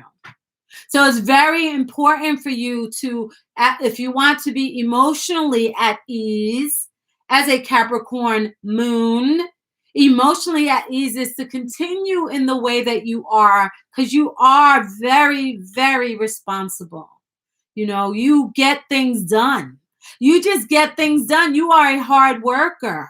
It is very important for you to continue to be a hard worker so that you can always be able to provide for your structure. Okay? So you already embody that. So naturally, if there is lack in your home, you are going to go out there and make the money, or whatever it is, the sustenance and covering to provide for yourself and your family. Okay? So yeah, you're welcome. You're very welcome, Keisha. Very welcome. Yo, let me see. Y'all keep putting up birthdays out there. If she skipped you, thank you. You're awesome. Bye. Thank you. Yes, keep putting your birthdays up. If I skipped you, I'm sorry. I'm gonna keep going around and finding it. So if I didn't reply to yours, just put it again, okay? I have to squint my eyes too, because hello, Bernice. How are you? Hello. From Washington, D.C., born June 25th, 1962. Okay, so let's see. Oh, so you already know your moon. So look at this, guys. Didn't I say earlier how the Aries keeps popping in? We've already had, what was it, 2 Aries moon, like 3 Aries sun, and I'm an Aries. Lots of Aries energy going on here. So if you weren't here before, Bernice, we spoke about Aries energy, and especially pertaining to the moon sign. What does that mean for a person emotionally? Because the moon is the emotions. So if I know that emotionally you are an Aries moon, again, you are you are the protector. You are very courageous. Aries is a fire sign. And so wherever it goes, it brings this vitality and this strength, this passion. The Aries moon is very passionate. It brings this passion with it. And although the moon does not really enjoy being in the sign of Aries, because Aries is fire and the moon is more emotional, it is feminine, it is watery feeling. So imagine fire with water, right? Fire with water, they don't really get along. That water puts the fire out. Fire singes the water, right? So because of that, the moon is like, I guess I'm in Aries. I'm more neutral here. It's not the best place for me, but okay. But what's good about this for you, Bernice, is that the moon being in Aries, which is a fire sign, makes it where if things are happening, you are not going to fall apart, Aries moon. You're not going to cry and just be all in your feelings, Aries moon. No, because Aries is courageous. It needs to be strong through everything, because it needs to protect, all right? It needs to protect itself, self-preservation. Aries says, I am. And it needs to also protect those that it's caring for. So an Aries moon is not going to be in their failings, especially during the pandemic. They're not going to be like, oh, this is terrible. What am I going to do? No, Aries is going to step up to the job. Okay, what is it that I need to do in order to protect myself, my family, my children? I want to make sure that no one can threaten our family. So I'm going to be sure to have things that are going to protect my family during this quarantine. Let's say if somebody's trying to break into your home, you're going to make sure the locks are working. You know, if you're a male, especially Aries moon, you're going to probably get yourself a gun. You're going to get registered. Or you probably started already. But being that this pandemic snuck up on us, you're kind of thrown off balance because you're worried now on how you're going to protect yourself and those who you have to protect. So you're a little worried now, but you won't worry and cry. You'll worry and get to work. Okay. And so the way that you'll be balanced is to make sure that all those ducks are in order, that now you're going on the internet, maybe on YouTube, and you're Googling ways to make sure that You know, that maybe there's a gun that you wanted to purchase and you'll go get that gun. Now we can't go to the firing range, but at least you'll learn everything that you can so that if you ever need to protect your home, you're able to do it. And you will not be afraid if someone comes because you have prepared yourself. So emotionally, if you're able to know that your house is protected, then you will be emotionally well. If you have not thought of ways before this, or even in this current situation where you feel vulnerable, then Aries is going to not function emotionally in its right way. So Grind University, Aries gang. Yeah, we have a lot of Aries going on here. Yes. Does that resonate too? Came in late, 1176. Yes, definitely. Marcus Adamo.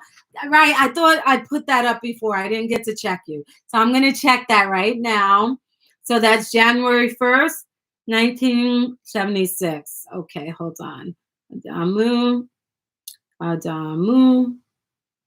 And what's your birthplace? Did you put it there?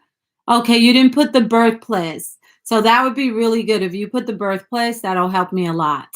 So we have Bill Tappan. I'll go to yours really quick. So your birthday, Bill Tappan, is July 14th, 1953, Grand Rapids, Michigan. July 15th?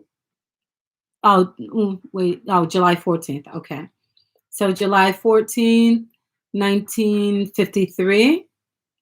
I have to keep looking, guys. My eyes. 1953. Okay. And Grand Rapids, Michigan. Birthplace. United States.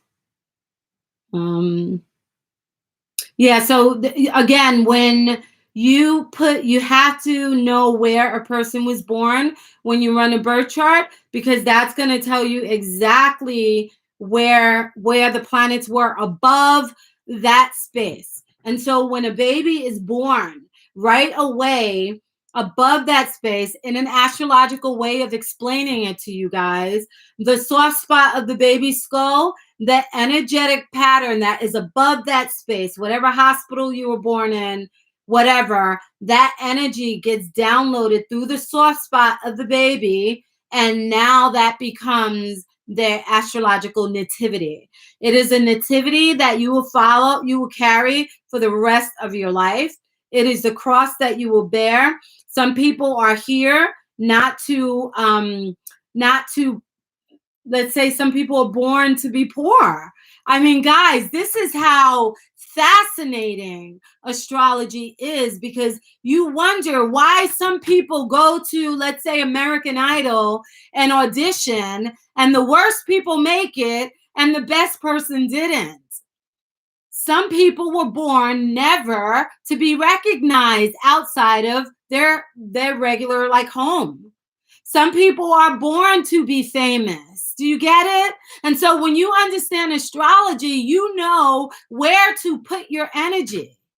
If you were not born to be seen, and I don't mean that in a negative way, then you're introverted. The stars didn't speak the language of notoriety or fame, then you're never going to be famous. And it's that cut and dry. That's why astrology is so important. So I have July 14th, 1953. Okay. And whose is this again? Let me see. July 14th, 1953. So Bill Tappan. Okay. So let's see. July 14th, 1953. Your moon is in the sign of Virgo. Okay. So let's talk about Virgo. And so when I speak of Virgo, I'll be speaking about the energy that you can also apply to your sun sign. So even if you're a sun in Virgo, this will apply to you, but not in an emotional way. So Virgo is the sign of the zodiac that rules health. It rules, if I were to run an office and I was looking for someone to be the administrator of my office, the secretary, to take care of the details, I'm going to hire a Virgo for that job. See, that's what astrology does for you also. It knows how to be more productive if you run a business now. You know what kind of people to give what job to. And so I would hire Virgo for that because Virgo is the sign that is here to rule. It rules the intestines. So if you think about it, when you eat a meal, your body, it goes through your digestive system and it starts to split up what are the nutrients, what are not, what should be discarded and let out, excreted out, and what should be kept. And then it talks about your body starts to know where it's going to send those nutrients to do specific jobs. And so that is where the intestines does that kind of work. It decides what is useful and what is not. And so Virgo does that. It's like, this is not going to make Vera's business work. So I'm going to get rid of that. I'm going to discard that. And I'm going to keep the things that are going to make Vera's business productive because I'm her secretary. I'm her administrator. I'm going to figure out what's going to make her work be the most productive that it can be. And so Virgo is a sign of that is productive because it knows what is essential and what is not. And so when you meet a Virgo sun, those are the people that you're going to see using the Post-its. They're going to write their notes. They're going to wake up in the morning. Before they go to bed, they're going to write notes to themselves about all the details they have to remember because Virgo looks at the details. It labels everything because in the details are what they need and what you don't need. So it is differentiating between what is useful and what is not. And it is making whatever is useful become more able to be used productively. And so that is what they're doing. They're categorizing things. They'll do your file cabinet. If you look in their closet, everything is neat. Their shoes are lined up. They rule health. So they're the ones who are going to be more conscious of their health. They're usually going to eat healthier. They're going to take care of their teeth. They rule routine because Virgo energy, the reason that you have routine in your life, no matter what sign you are, is because of the Virgo energy.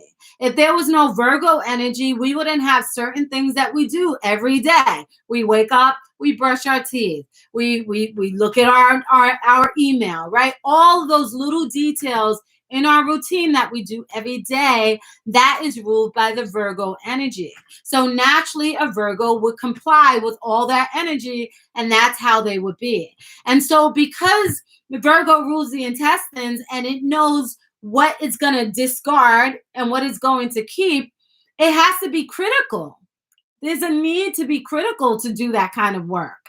And so because of that, even though Virgos are well-intentioned, you might find them to be a bit critical because they expect everything to work perfectly. They work very, very hard to be efficient and to do a job well. And so they expect everyone else to do well and to do a good job and to work efficiently.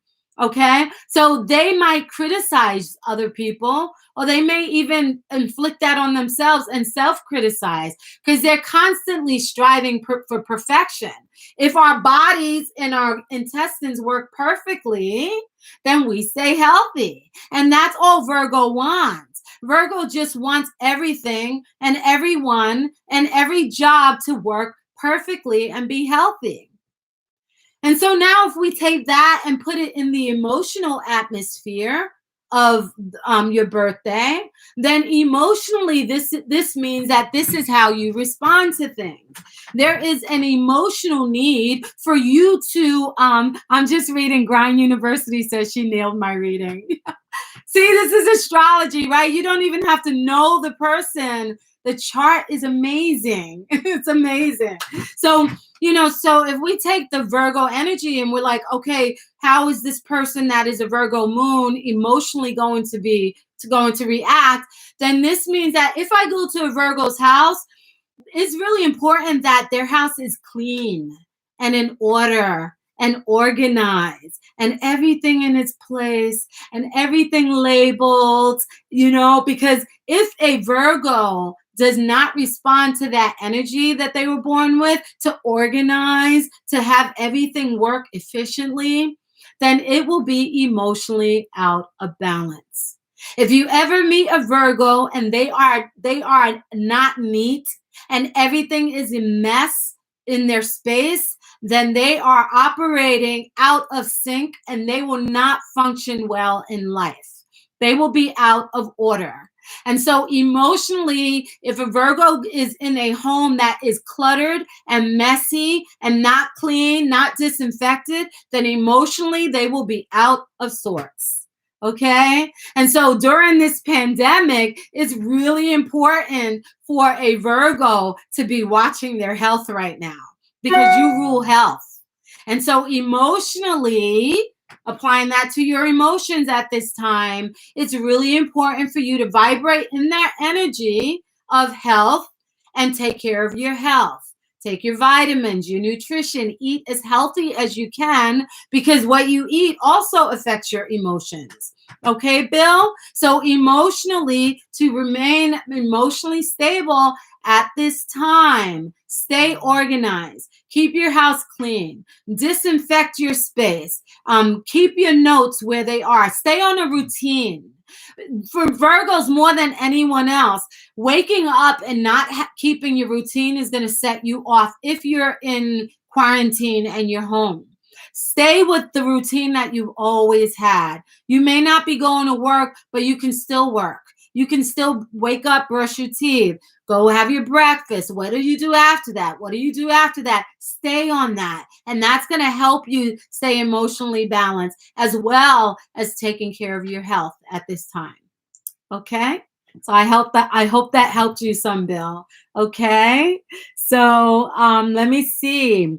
We have Keisha says we have two. I have a garden. It calls in the inner city. Oh, you have an inner city garden. Good.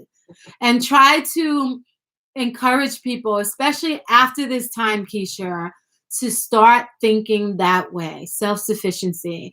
Let me tell you, I looked at videos of people in poor countries, and I'm like, what do they keep? They keep plastic bottles. They keep milk cartons. They keep the salad bins that the salad came in. And guess what, guys? Lately, the last 2 weeks, I've been saving all of that. Oh, and even like months ago, I started saving all my glass jars.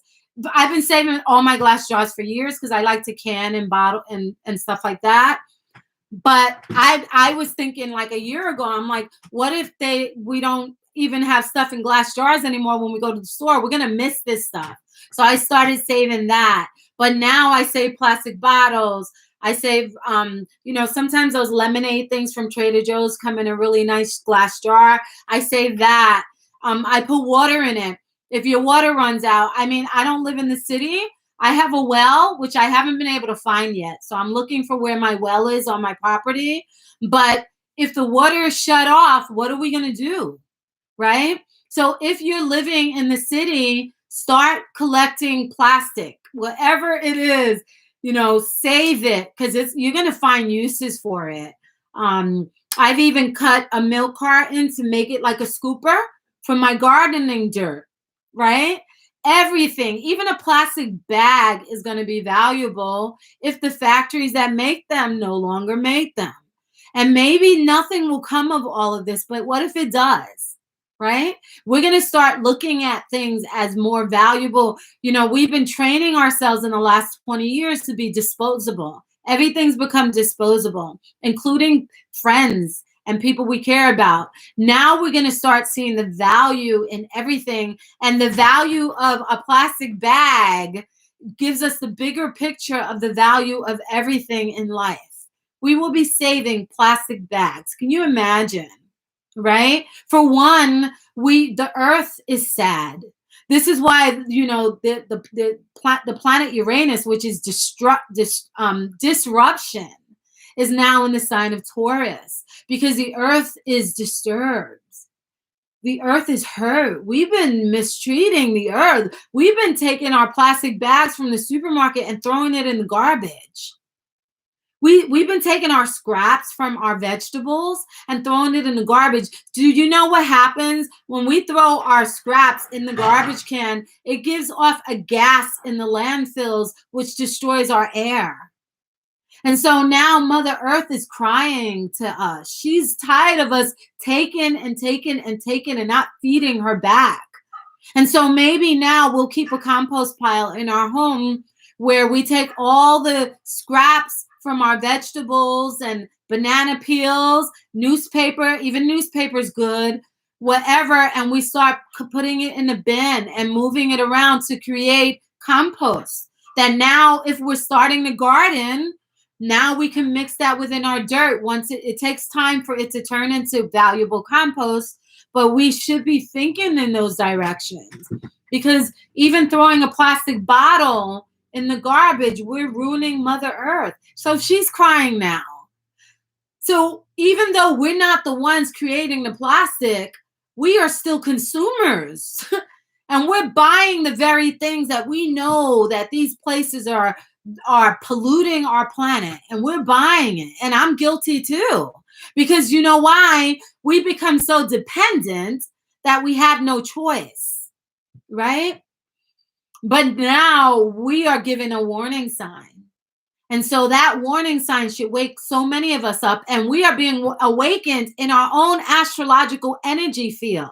So if you are a Cancer, the mother in you is waking up. How can I provide food for my family if I have less ingredients to make it with? Well, you're going to invent stuff. You're going to become the inventor of a new dish. You're going to be creating new recipes. You're going to have to start thinking of better nutrition, because maybe you can't find meat anymore. Or maybe there's less vegetables in the store. I went to the store and they didn't have carrots, you know? So how do you now, as a Cancer, embody that energy? What is the energy telling you now? What is the energy telling you, Capricorn? We spoke about Capricorn. How are you now, if your job is in jeopardy, how are you now going to sustain your family? How are you going to give your wife the tools that she needs so that she can mother and nurture you and your children, right? So all of us are going to be hit depending on our nativity. We're going to be hit in different and varying ways. So who did I leave off on? Where? Okay, so Shawn Hammer. Did I do yours already? I'm sorry. If I didn't, just put it back up there again. My mind is like, there's so much going on here, guys. Let me tell you, I've been keeping my journal of all of the stuff that, for one, recipes that I've been making that are just coming up. I'm a Cancer rising. And then I've been keeping tabs on all the seeds that I need to get, how I'm going to grow stuff, when I'm going to grow it, keeping tabs, and then saving it for my children for them to now pass it on when, to their families. So we need to be able to use this time to create legacies. Okay. So even if you know your sun and moon sign, you're welcome to put it there. And then this way I don't have to look it up here, and I'll be able to share with you guys. Okay. So Bernice wrote, I'm loving the details in your reading. My sister is a Virgo, and this is so her. See, thank you for sharing that, Bernice. See, Bernice is saying the details are so on for her sister. Astrology works whether you believe it or not, right? That is a saying. So Kennedy Love, hey. See, and Shawn Theodis says that he's eating more vegetables, more fruits. Good for you. It's time. Shawn Hammer said, my ex was a Virgo and a narcissistic sociopath. That's interesting that you say that. She would always say, I'm a delegate. No shit. Everyone's a delegator. Okay, if they can be. Yeah. Because Virgos, if things are not working efficiently in their minds, because remember, they measure everything by it being efficient. If it is not, then they are going to delegate. Okay, so you'll see, like my younger sister, once we went to visit and she was with her boyfriend and she's telling him what to do and stuff. And I was like, I was like, oh my God, he must be going nuts. But of course, he had his problems too, but because he wasn't doing the stuff he should have been doing. So my sister had to delegate. So she seemed like the bad person, which she wasn't. She was right, right? And so, yeah, so, and what happens? You mentioned a narcissistic sociopath. Guys, what happens when our astrological chart is not given the attention that it needs? Let's say we're raising children and we are not giving them specific attention to themselves, then we can create certain psychosis with certain psychological deficiencies within that person, and it will pertain to the energy of their zodiac wheel. All right, this is really heavy. I don't teach this until like the second level of my astrology classes because it's just so many layers. But if let's say you're a Leo, for instance, and you're not given the attention that you desire or that you want, and a Leo is here to perform for us. And so if your parents are not applauding you, if you don't feel like you can express, because Leos express, and no one's going to appreciate you, then that can lead to narcissism. Okay. And so this is why we have our world of narcissists. How much Leo energy is in their chart that is being triggered, that it is so unhealthy. The development of the Leo within that person was developed in an unhealthy setting. You get it? So when you know what the communication of the chart is, you are able to nurture it in the way that it'll make it work most efficiently and be healthy. And that is the idea, right? That we want to create health, not only in the physical body of people that we love, but also in the entire body, mind, body, and spirit. And so if one is delinquent, then the rest of them are as well. So let me see. Bernice, I'm loving the details in your oh, okay. I'm sorry. I'm rereading stuff. Let me see. Shawn, I live in BK. I've been catching rainwater off the roof. Oh, I'm so glad you said that. Good for you. So Shawn Theodis says that he's been catching rainwater off the roof. That is exactly what we should be doing now. If you have your own home, you have the drain spouts. Try, if you can't buy there's like this contraption that they sell and it's expensive, get a garbage can and make it work where it catches your water and you put a spout in it. So now if you run out of water but you need to feed your garden, you have a water source for your garden. So try to think of all these things, okay? You can take a sweet potato. Guys, let's say you run out of food, right? Or let's say you think there's a potential for running out of food, right? One of the best things that you can grow are potatoes, and sweet potatoes are even the easiest, especially if you live in a warm climate. But even if you don't, I live in the East Coast. I live in New York, and it gets cold. But it gets warm in the summer. So what you do is you take that sweet potato and you want to know, you see where the eyes are. So there's these little dots and little eyes.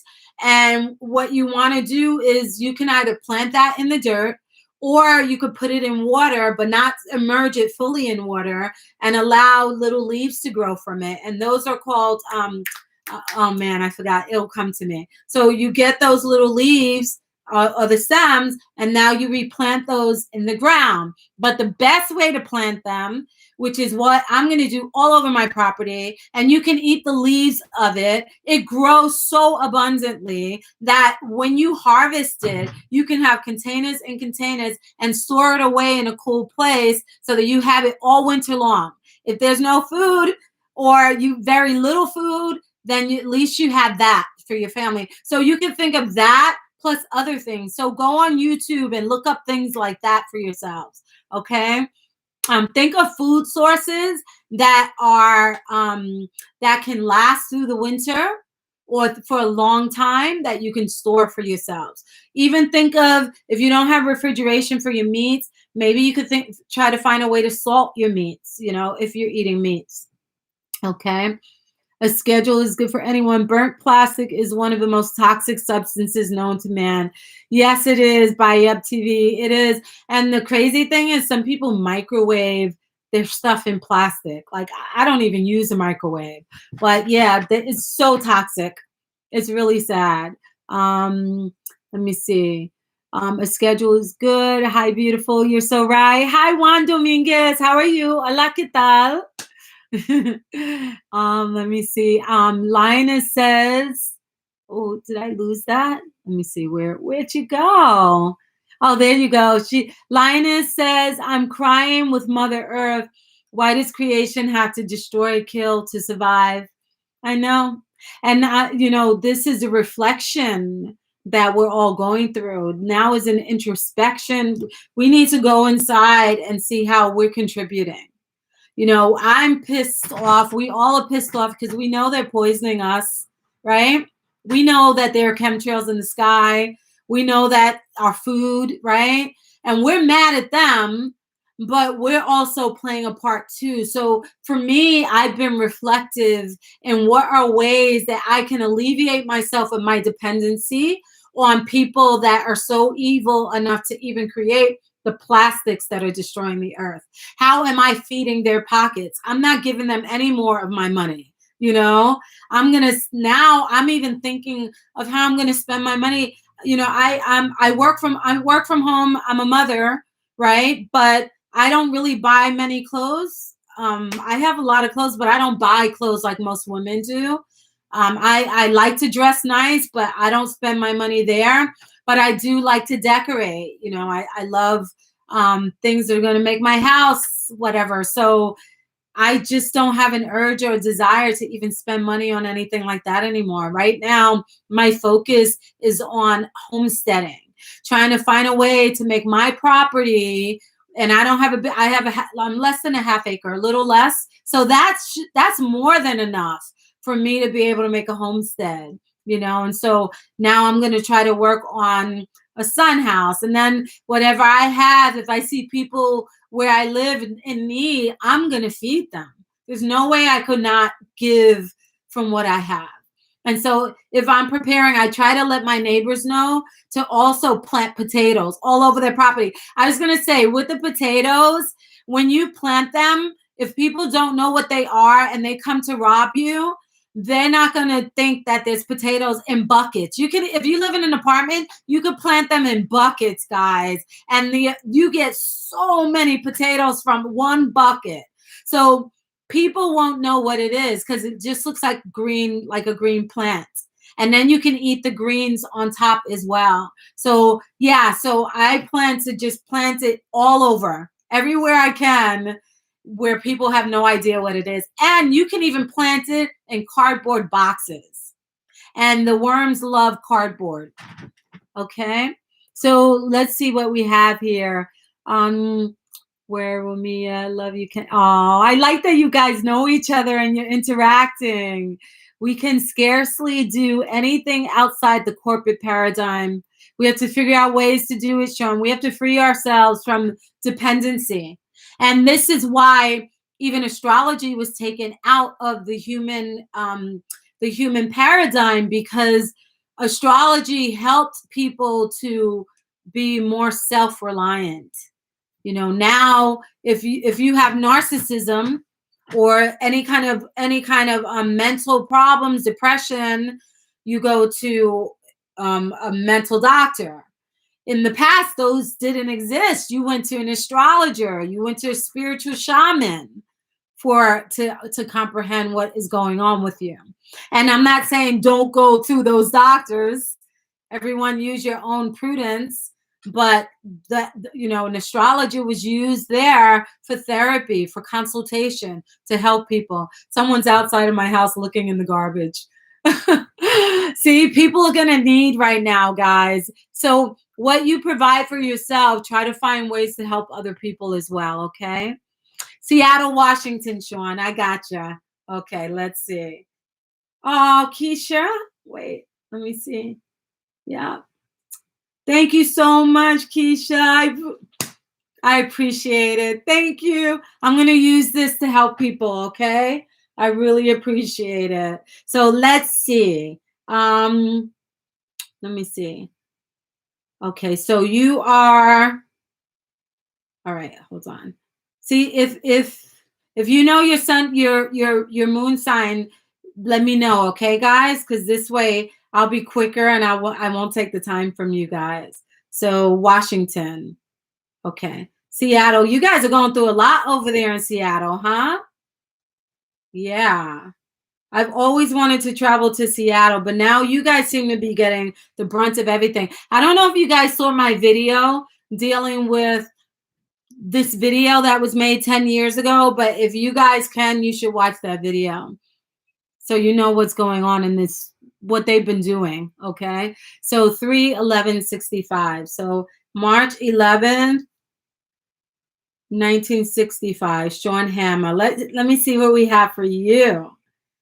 There we go.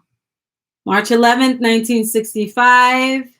And you are a you are a Cancer moon. Oh, we have a lot in common. I told you I'm a Cancer rising.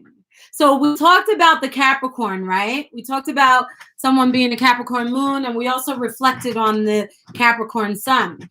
Cancer and Capricorn are opposite to each other. So think of it in terms of the mother and the father, right? So and masculine and feminine, and all of us, no matter what sex we are, we embody all of that. So the Capricorn energy is the father figure, the Cancer is the mother figure. So when we look at it in those terms, that helps us to understand what a mother does. And so when we understand what a mother does, we understand the natural energetic pattern of a Capricorn. And so even if you're a man and you're Capricorn, you're masculine in your energy, the way that you exude the Capricorn energy, the mother energy, it's going to make you where you are very nurturing. You know, you're very caring. Some people end up being nurses who carry a lot of Cancer energy. It makes you, so a lot of times people cook, you know, maybe they garden, because anything that is nurturing and caring is what a Capricorn energy does. And so think of that in the context of emotions, because again, we're saying that this is your emotional moon sign. So again, the moon is your emotions. It's the feminine aspect of us as well. So Shawn, even though you're a male, emotionally, you have a need to nurture.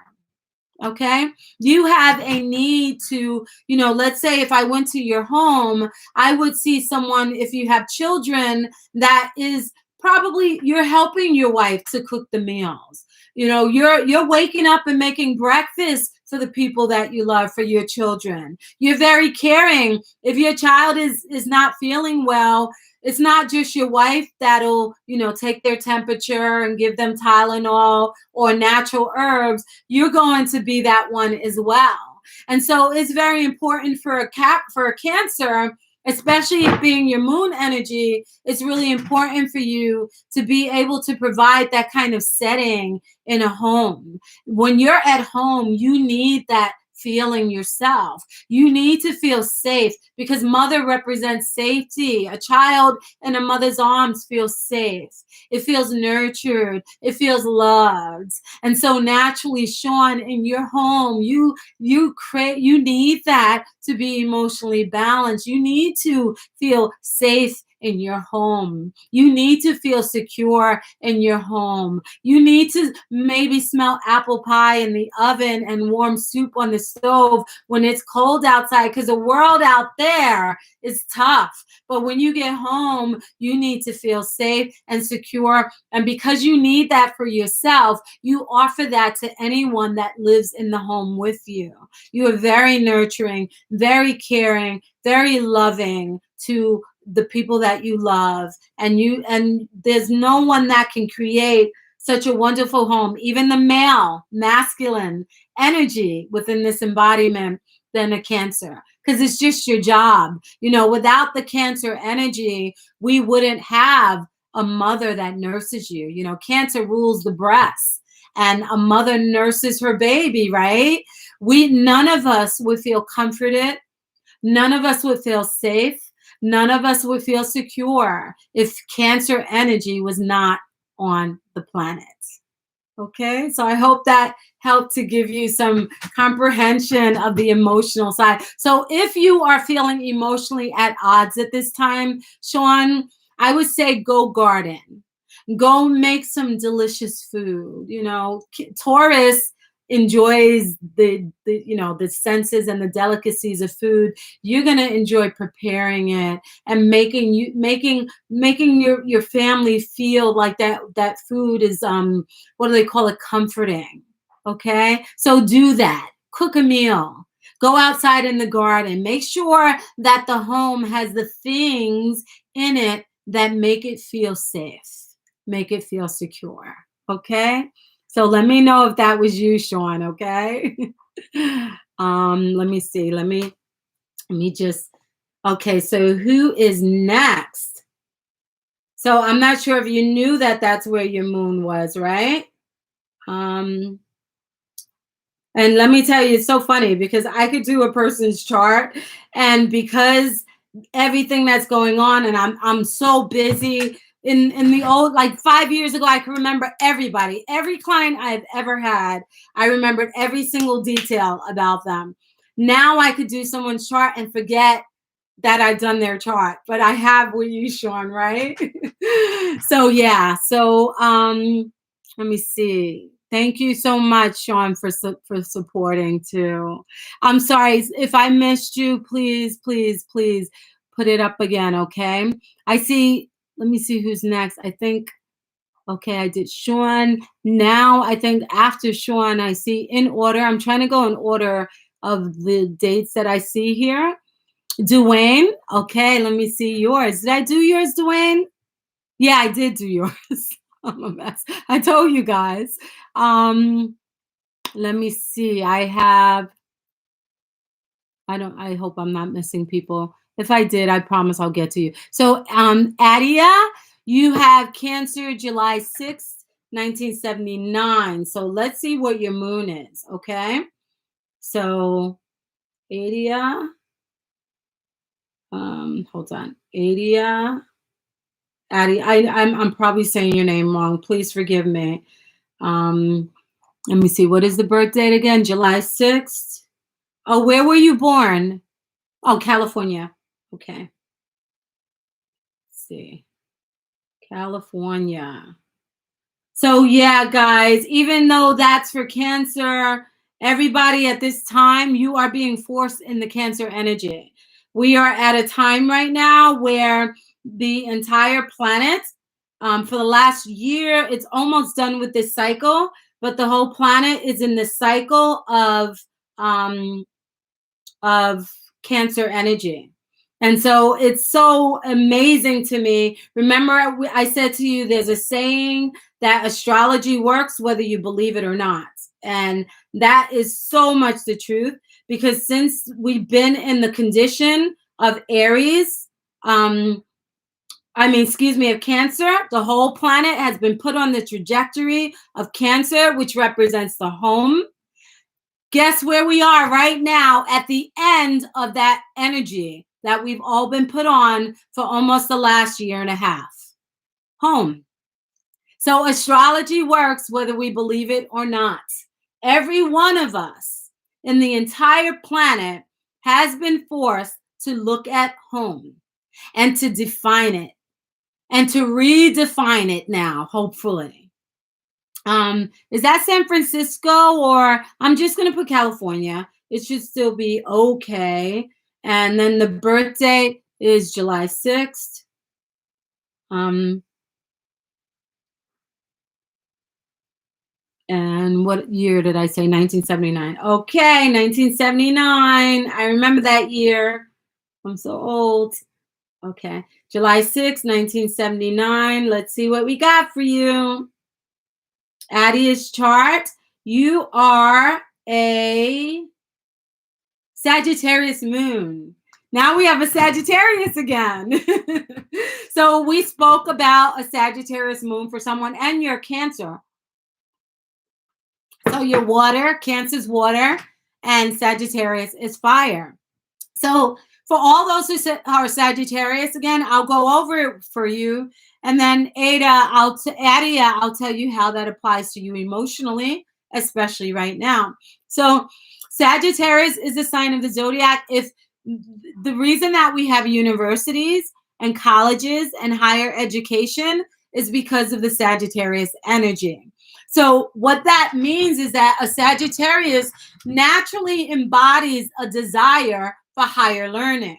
So higher learning can also be in spirituality. It can be in education. It can be in traveling the world to foreign places.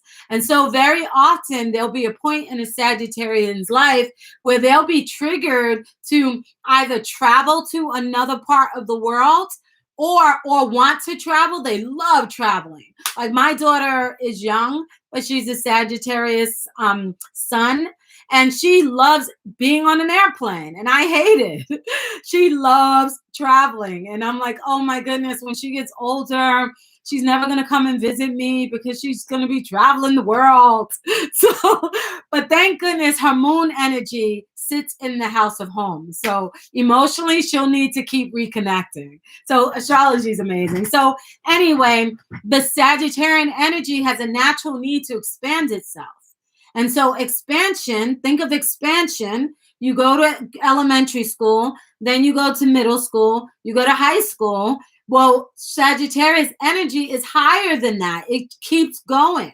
So the next thing is university. So a lot of them, if it is not afflicted in their natal chart, they tend to love education. Sometimes some of them stay in college. They keep taking more and more and more because they just love learning. And they'll learn different spiritual systems. You know, let's say they want to know how the monks work in Tibet. Well, there'll be a point in their life where they may be triggered to actually travel to Tibet and learn, you see? And so, and learn how the monks think or what their religion is, so that when they come back to wherever it is they grew up or whatever, they're able to share the experience. You see, they don't just read about it, they go and they do it. And so because of that, Sagittarius has more of a world view of things rather than just a limited thing. Now, if a Sagittarius's natal chart may also shows that it's impossible for them to ever have money to travel, then they're going to travel in their minds. They're going to read a lot of books because they love reading too, because reading helps them to go into other ways of seeing the world, right? So they're naturally going to read, even if they don't like reading when they're young. When they're older, they'll be triggered to now gather and experience life through seeing through other worlds. So now they'll start reading books. They may read books about another country. Maybe instead of going to Tibet, they'll read a book about Tibet. But they're always going to have a natural affinity to expand beyond their normal space. Okay. So what does that mean when we deal with the emotions? Because the moon is the emotions. That's the feminine part of us. How will a Sagittarius moon function emotionally? Well, what that would mean is that the way, if I go into a Sagittarius home and I observe them, they'll have a natural need, even in the home, to explore different worlds or different experiences they want to experience. So maybe they took a trip somewhere and they brought back an artifact. Or maybe they have a map on the wall and they have points where they want to go or where they've been. Or maybe they have tourist books in their house. Or maybe, you know, they're learning different places, geography, because those are places they want to go to. Or they're learning different religions in books. Maybe they're even studying astrology in their house. You're going to find books like this, right? And so naturally, especially at a time that all of this is happening in the world right now, this is very hard for a Sagittarius because they want to travel, for the most part if they can, but they can't now. You can't even say I'm going to France next year, right? We don't even know. And so this is kind of disruptive for Sagittarius energy that naturally wants to expand beyond their space. So since you can't do that, I would recommend you start reading on stuff like that. Perhaps put up a YouTube video of people in the place that you want to go that live there, and they've done video sharing where they are. That'll be really entertaining for you, but it'll also help you to be emotionally balanced. Or read some really good fantasy books or books that take you into another person's world. Understanding other people. Maybe you wanted all your life to study in a university and now you can't go there physically, so you take up a course online. I know Harvard University gives free courses online, so maybe you'll finally do that. And so that is how at this time emotionally you'll help yourself to kind of be more at ease. And because you're a fire in your emotions, you're not going to cry at this time, right? So that's going to help you. You're not going to be all like, in your feelings, right? You're going to be more fire. So you're going to be more reactive to what is going on at this time. All right. So I hope that helped you. So who is next? Let's see. Sociopaths and bots are born, not made. They can be fixed. That's true. That's true. But you know what? I think if people begin to study astrology and the esoteric teachings that no one was allowed to explore, they might find that expression is a bit tweaked. Because in astrology, you can see the development of a fractured personality type through upbringing or through experience or through cause and effect. So astrology might, open up that realm for us. And I think as we move on into the age of Aquarius, there are a lot of things that people found an absolute answer for that they'll be forced to expand Sagittarius and look at it from another angle. And that's what, let's say, for instance, someone says astrology doesn't work or whatever. If they're Sagittarius, then they're operating in the wrong energy field, because a Sagittarius is going to be like, well, let me see this angle. And they're going to go study that angle so that they get the education on it. And once they get the education, then they will be able to speak on it. Okay. So my two sons are the 18th of June and the 10th of July. So what for one son, the 18th of June, what state are we talking about? Okay. And I could tell you a little bit about the emotional side. Okay. You so resemble a pastor whose church I used to attend years ago in New York. Who, me? A Shore Town. How are you? Shell Pen, how are you? Me, maybe? Shawn Hammer, funny. I'm on my own 10 acres. Wow, you're lucky. My dad had 10 acres and he got rid of it like a year ago. I wish he hadn't. You're on 10 acres and you catch your own rainwater. See? There you go. There's that Cancer. You're just preparing and you're dealing with the water energy with catching your water. See how this works? It's amazing. So you can give me some tips because I'm trying to start a homestead. So you can give me some tips. Pisces, Sun, Virgo, Moon, Scorpio, Rising. Whoa. We have some water, we have earth, and we have water again. Mua. Wow. That's good because you have a nice balance. If you were all water, then I'd say you'd have a hard time right now. But all those energies that are different elements are going to be able to help each other. Okay. And if you understand alchemy and how to use these energies that you were born with to work for you, then like magic, you can make things work to your betterment. So Virgo moon. We talked about that. So I'm not going to talk about Virgo moon because I just did. So I'll talk about Scorpio rising, okay? My husband is a Scorpio rising, so is my older son. So let me just take a sip. So Scorpio.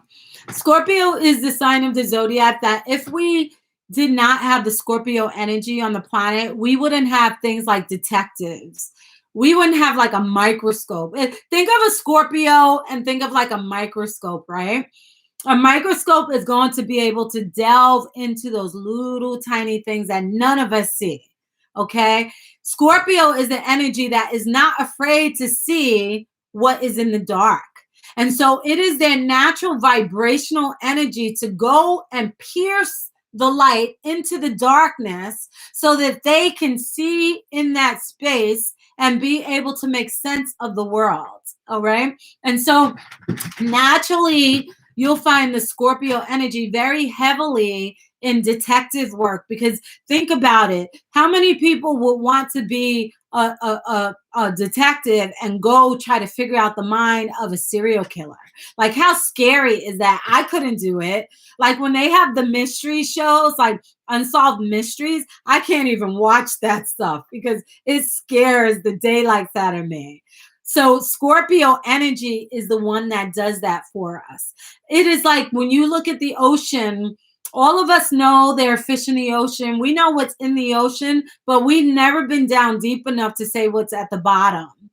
Scorpio energy is forced in this lifetime to go down to the deepest of depths of that ocean in order to gather the data and to solve the mysteries of life, if not to share it with other people, but at least for themselves. This is why when people meet a Scorpio, they feel almost insecure, because the Scorpio energy is penetrative.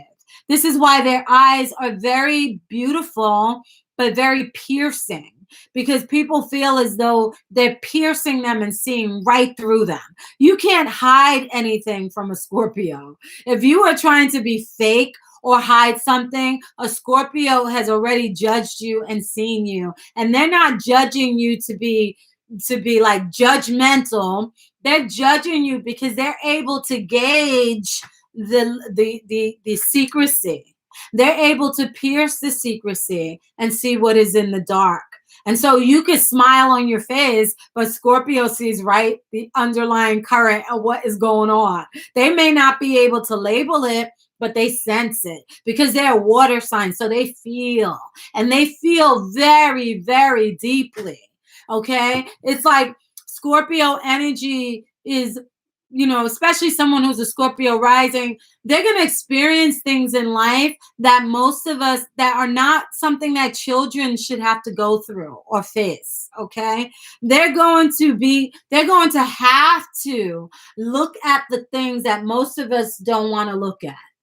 And so imagine that's what a child carrying a heavy vibration of that energy, especially if its planetary ruler is debilitated, it is going to experience the deeper things that, are more adult issues to talk about.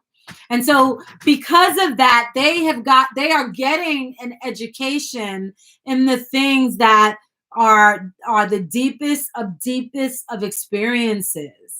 And so they're experiencing deeply. They feel more deeply than anyone else. They are not going to cry like a Pisces. And I'm not saying all Pisces cry. I'm just trying to give you an example. They're not going to cry like a Pisces and break down. They are going to be able to go through the dirt. They die. It's like you think they're dead in their emotions or whatever it is they've been through, that whatever it is they've been through, it was enough to destroy them. But no, they are built tough, that they come back and rise out of the ashes. And this is why they are represented by by the Phoenix rising. You think the Phoenix went in fire and it went down to the grave and it was done. And then you turn around and look and it's just coming right back up. It's resurrecting itself. Well, they are the sign of resurrection. They resurrect from what could have destroyed them and they come out strong. And even if they get sick, They could get sick with something so bad, but because they are made so strong, they just come back up out of it. And so in your rising sign, if this is your rising sign, this embodies your physical body. So physically, you carry the Scorpio energy. And so when people meet you, that is what they meet. They meet that energy and they cannot explain why they react to you the way that they do. And you cannot explain why everyone you've ever met in your life that you just met for the first time has a certain kind of reaction to you. You just don't know what it is. But that is why you are very penetrative. You're here to pierce through the facade and get to the bottom of things. And so because you exist, we are even able to understand the psychology of people through the mental health issues, through the doctors that work in those fields. That is Scorpio energy. Without Scorpio energy, we would not have the psychiatrists, the psychologists, the psychotherapists that are able to delve into the different crevices of the mind to help people heal and understand themselves and their experiences. That is Scorpio energy. Okay, so I hope I gave you some, some stuff there. Let me see if I missed anyone. So let me see. Okay, lady, let's go. Wait, I just saw something. Facts. We all have to do better. Everything is taken. Yeah. There's 2 Shawns. I think you're missing mine because of him. Oh, okay. So Shawn Theaters, put yours at the bottom then, okay? Oh, Joseph Butler says you're like a celebrity right now. No. Oh, Ada Martinez, how are you? Saludo mi hermana. Hola, ¿qué tal? Do you love any pets? So yes. Which one? Oh, I have a doggy and I love my dog. My dog taught me how to love animals. I never had any animals growing up. My parents got me one. I mean, my parents wouldn't get me one. And my dog now is 6 years old and I love him so much. Now I comprehend. Virgo rules animals as well. So it's natural for a Virgo to even have an affinity for animals as well. Let me see. I know there was something I was reading. Do you love any? Oh, okay. Yeah, you're like, oh, okay. There's 2 Shawns. No, you didn't do mine. 11-185. I didn't? Okay. Okay, I didn't, Dwayne. I'm sorry. Let me put yours up now. Okay, so let's see. Let's see what you are. All right, you've been very patient. Hold on. Okay, so what do I have there? I have November 5th, 1985, Indiana. Okay. There we go. And South Bend, Indiana. South ST. South Bend. You guys have a lot of fields and stuff out there. I know there's like a lot of, I have friends that live there. They were trying to get me to go there because there's like a lot of land to buy really, really cheap. Now I'm like, maybe I should have done that. I really want to have chickens and all that stuff. I've always wanted to do that. So Shawn, you probably have that. I'm having a hard time finding South Bend. Can I put Southmore Park? Is that close enough to it? Southmore Park or South Salem? Yeah, I don't see South Bend. There it is, South Bend. Okay, cool. Yay. All right, so what was it? 11-1? November 1st. Give me a minute, guys. Sorry. It's hard to get this stuff up quickly. And what year? 1985. 1985. Okay, here we go. Let's see. Da da da. We have for you. You were born. When you were born, your moon was in the sign of Gemini. Okay. My son is a Gemini. I love Geminis. I love Geminis. So Gemini is, let me see, who is this again? I just want to make sure I'm speaking to, there we go. So Dwayne. So Gemini is a sign that's ruled by air. It's an air sign. And so that air rises, right? So when we think of the human body, air rising will go to the top. So it goes to the intellect. So Geminis are naturally very cerebral. Everything that they do, they're usually processing it through their minds. Gemini also rules the central nervous system. So this can cause like a lot of like nervous energy. Sometimes they bite their nails, they sit and you'll see their legs shaking. You know, they're the kid that's all over the place, kind of like a butterfly. Think of a butterfly on the playground or in the classroom. Sometimes they're talking so much and the teacher's like, maybe they send home a note to the parent all the time that your kid's talking so much. So that's the Gemini energy. Gemini rules the internet. So think about the internet and how people are able to have conversations with each other and stuff. Gemini loves that. They love their music. They'll have their headphones on and they're listening to their music. They're always doing something, even electronically, because it rules electronics. It rules, well, the energy of like the internet. It rules research. So Geminis would naturally want to learn things, to read books on things. If they're young and they're not reading yet, as they get older, they'll be more driven to that kind of energetic vibration. They're going to want to discover through the world of reading, through the internet. So if I had a job and I owned a business and I needed someone to do research on something for me, I'm going to get the Gemini to do that for me. I'm going to tell them what I need. I need all the data on this subject, Gemini. I need you to go do it and find all the information for me that you can. And so Gemini loves that. So they're going to be air all over the internet. They know where to find things. They know who to talk to because they rule communication. So they're going to talk to the right people. They're going to know exactly what to do. They tend to use their hands because Gemini rules the hands as well.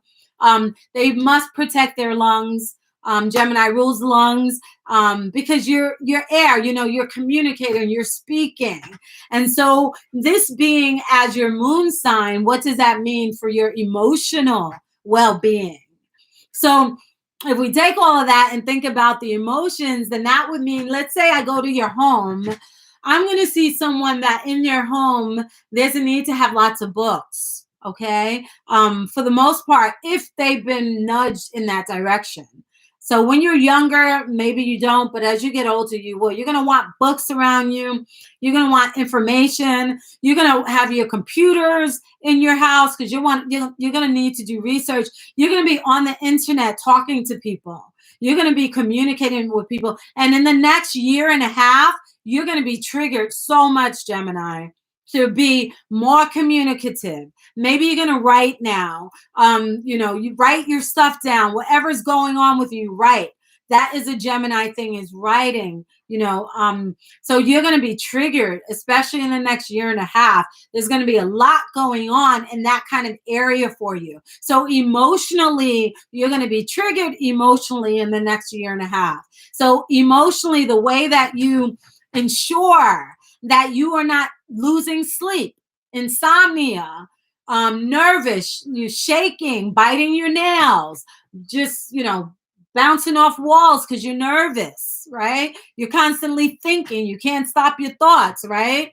If you find yourself in that space, especially with what is going on for all of us at this time, then the way that you are going to emotionally balance yourself is to vibrate in the Gemini energy. So you are going to start reading the books that you haven't read that are on your shelves. Doing research on the projects that you were not able to do because you had to continue to go to work and stuff.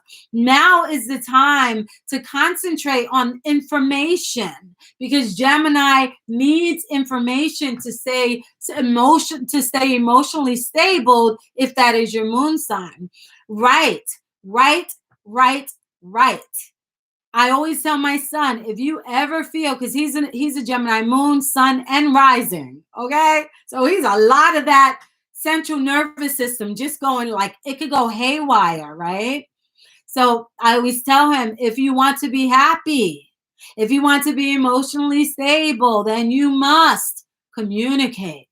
You must have friends to communicate. You must write.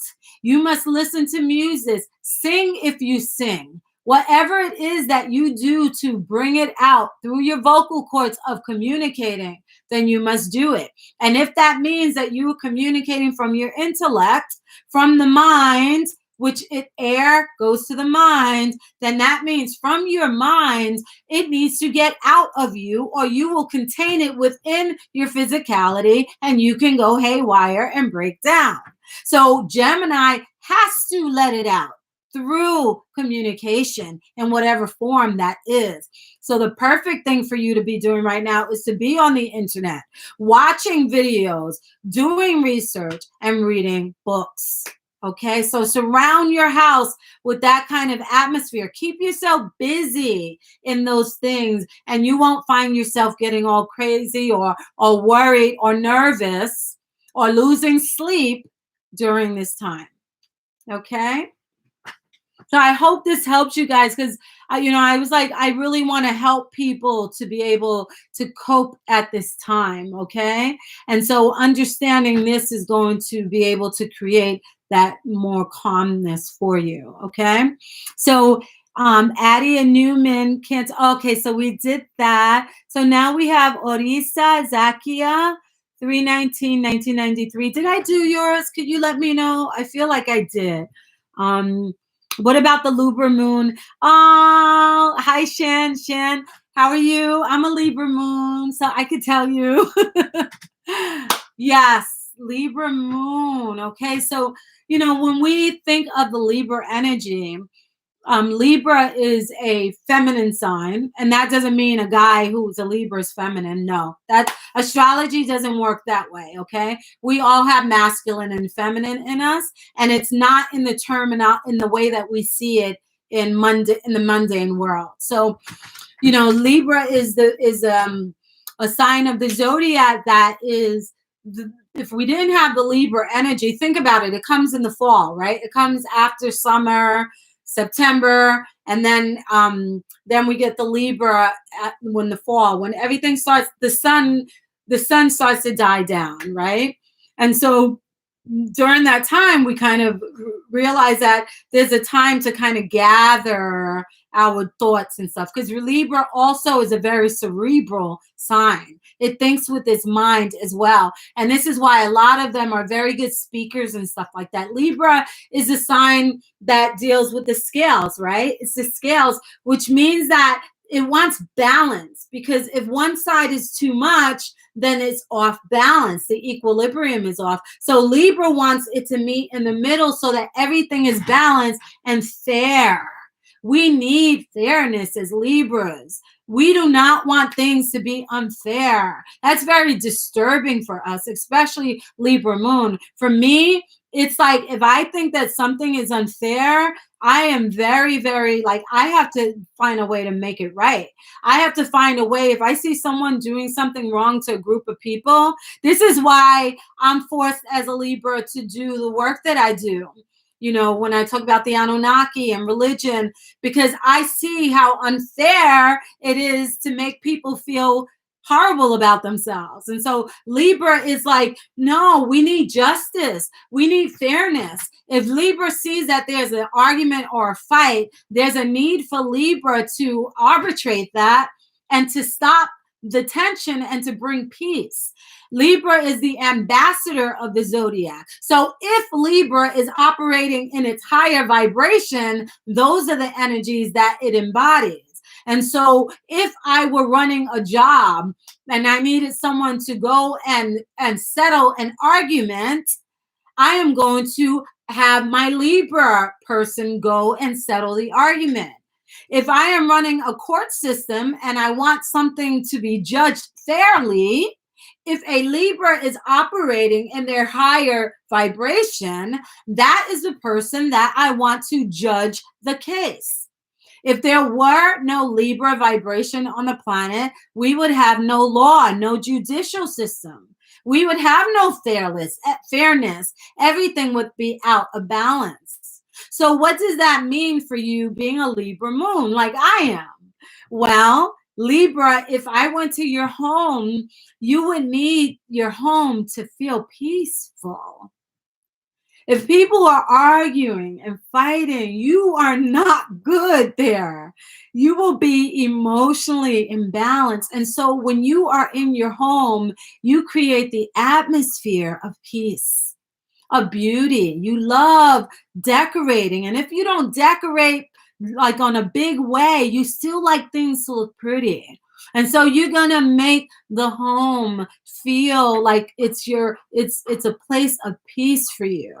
And peace means artwork on the wall, maybe some flowers, maybe a fire going, just something to make you open the door from the world out there and come into a place where you know it is just going to flow and fairly and no arguments. And so you are the peacemaker. And so in your home, you don't create war. You create peace. You create harmony. You want harmony. If your children are fighting, you're going to hear both sides of the issue in your home, and you are going to try to settle it fairly. And so I would say that at this time, for you to help you cope with things that are going on right now, redecorate your house. Use the stuff that's in the house. Don't spend your money, but just move things around, put things where you're going to look at it and smile and feel like happy. But put some flowers on the table. If you're not going to the store to buy flowers, then maybe you have some bushes outside. I cut bushes from outside and I put it in a vase just to bring life into the home. Bring something that brings beauty in your home. If you've been planning to redecorate a room, move furniture around, do that. Whatever it is that is going to make you be able to enjoy the vision and the beauty and the peace and the harmony that is going on within your home. Okay? So I hope that shared some understanding for you on that. Someone wrote in Indigenous, Moore, how are you? Why are we using Greek zodiac names and astrology when Sumerian and Kemetic astrology came first? Well, you know what? That's a good question. But for me, I like to meet people where they're at. If we're speaking in terminology that people are not familiar with, then there's no way to establish common ground or to have people have a comprehension of what it is that we're speaking about. So in a short answer, that's my answer. And even when I do my work on the Anunnaki, there are things that are very complicated in discussing that I very rarely speak about, except with people who have maybe followed my work a long time. I can get into really deep discussion with them. But if I'm speaking to an audience that's more of a generalized audience of varying people, it would be in vanity for me to go to things that would not be comprehended or fully understood. I like to teach in concepts because that's the way that I learn. And so by teaching in concepts, it enables people to not only have me do astrology for them, but for them to learn to use it themselves, to better themselves. So that's my answer. Thank you for the question. You were spot on with my Scorpio rising. Thank you. You're so welcome. I appreciate you. Thank you. Thank you. I clip my nails and have my headphones on a lot. When you see someone like, biting their nails or headphones on and like everyone else is doing their thing, but that person's sitting there and that's Gemini. And even if they're not a Gemini sun, rising, or moon, somewhere in their chart, it's emphasized. Okay. So yeah, that's you. You're so welcome, Dwayne. You're so welcome. Popularity contest. I'm back. Good to see you back. All right. So yeah, you were here early, right? So let me do yours. Let's see. 8/14/78. Let me see. Yeah. So if you guys have questions too, even on the Anunnaki, feel free. Okay. Yeah, feel free, and I'll touch on that a bit. But yeah, I forgot who the gentleman was that brought it up more. Yeah, the Anunnaki are the root to everything. And so even astrology, I have a book that deals with with them and all of the systems that they taught man. So yeah, let me see. Los Angeles, California. Great, good. I have that. And Los Angeles, where are you? Hold on. Yeah, so again, feel free, guys, whatever it is. If you want to talk about the Anunnaki as well, feel free, okay? You believe I can't find Los Angeles is here, but my eyes are not finding stuff. Hold on. Sorry, guys. 1 minute. Bear with me. There we go. Los Angeles. And the birth date is 8/14/78. So 8. And if I missed yours, I'll get to it. Sorry. 8/14/78.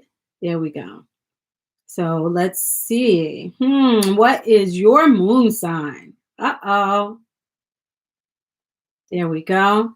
Your moon is in Capricorn. Yes, Capricorn. So I explained Capricorn to someone else before. Let me see. So popularity contest. You missed it. So I'll go through Capricorn again. Capricorn is a really important energy, and it's great that we're getting a lot of Capricorns, because at this time, the very reason that we're experiencing the breakdown of societal structures that we are today is because the energies are there and it's demolishing it. So everything that you and I and the world have always seen as a stable source or fixture is now being demolished, and we're not recognizing it anymore. We don't recognize our government anymore. We don't recognize our medical system, our own homes, our own jobs, because some people don't have their jobs anymore. So when you think of all those things, that's structure. Okay? So take that, and that is Capricorn. Capricorn rules the skeletal system, so it holds up the structure. And even in our mundane world, Capricorn holds up the structure of our entire society and our world. It creates our laws, our court buildings, our even the way a building is designed. That's Capricorn. When you put up the 2x4s and all that first to hold up the house, that's Capricorn. That's why Capricorns are the builders of the Zodiac. You build for us. You make the house for the family to live in. You make the government for the people to be ruled by, to make society work if it's working in its proper way. And so because of that popularity contest, you are very responsible, because you vibrate with the energy that is the responsibility to make sure that those things have the ability to be possible. Because if you were not responsible and did not work, then you could not provide the tools for us to create the homes for us to live in. If you did not work and were not responsible, we could not buy the house to live in. If you did not work and were not responsible, we could not have a family car so that the father can go to work to take care of the home. So all of the things that enable a society to function and work, and when I say the society, that extends to your own homes and your own family, because the home is the nucleus to the entire society of the world. So what happens in the home happens outside. And for Capricorn energy, there is a need for them to be able to make sure that those things can be attainable. And so you will use your energy, even if you're tired, you will work like the Dickens, because Capricorn works. They always try to figure out a new way to work and make money so that they can provide the things that are needed. They are providers, and they are naturally responsible. And so if we think of that in the context of emotions, the moon, then this is how you vibrate emotionally. The moon does not like to be in the sign of Cancer, because Cancer has, I mean, not Cancer, excuse me, of Capricorn, because the moon is a water sign and it is emotional. So Cancer is an earth sign and it is responsible. It must be strong to be able to go out and provide the things that are necessary to sustain everyone. And so it cannot be fragile and watery, but it must be strong. And so this is why the moon doesn't really appreciate being in the sign of Capricorn, because let's say you lose your job. Now, emotionally, you're embodying that energy of losing your job, and automatically insecurity sets in, because how are you going to provide? You are a natural provider. And so this is why, especially now, depending on where your moon is, what house it is, let's say that this area was dealing with your finances.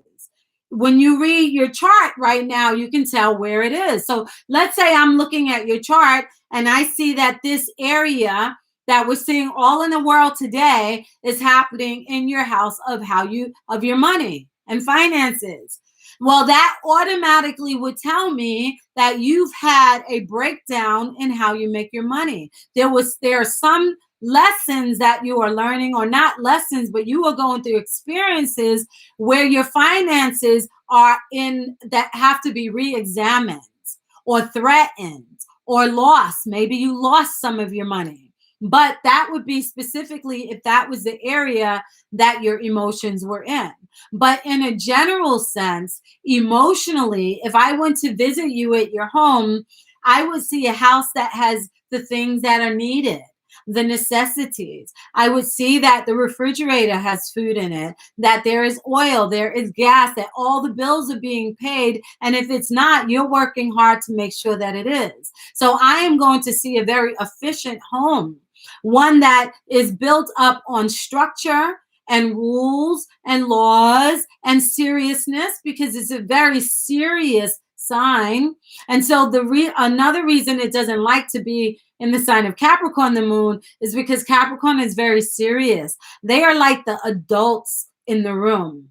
Okay, so they don't like if you see a Capricorn child, they're more mature than their peers. And so you at a young age had to be emotionally mature. Maybe you had to experience things that a child doesn't really need to look at, or not that need to look at, that maybe you had to grow up fast.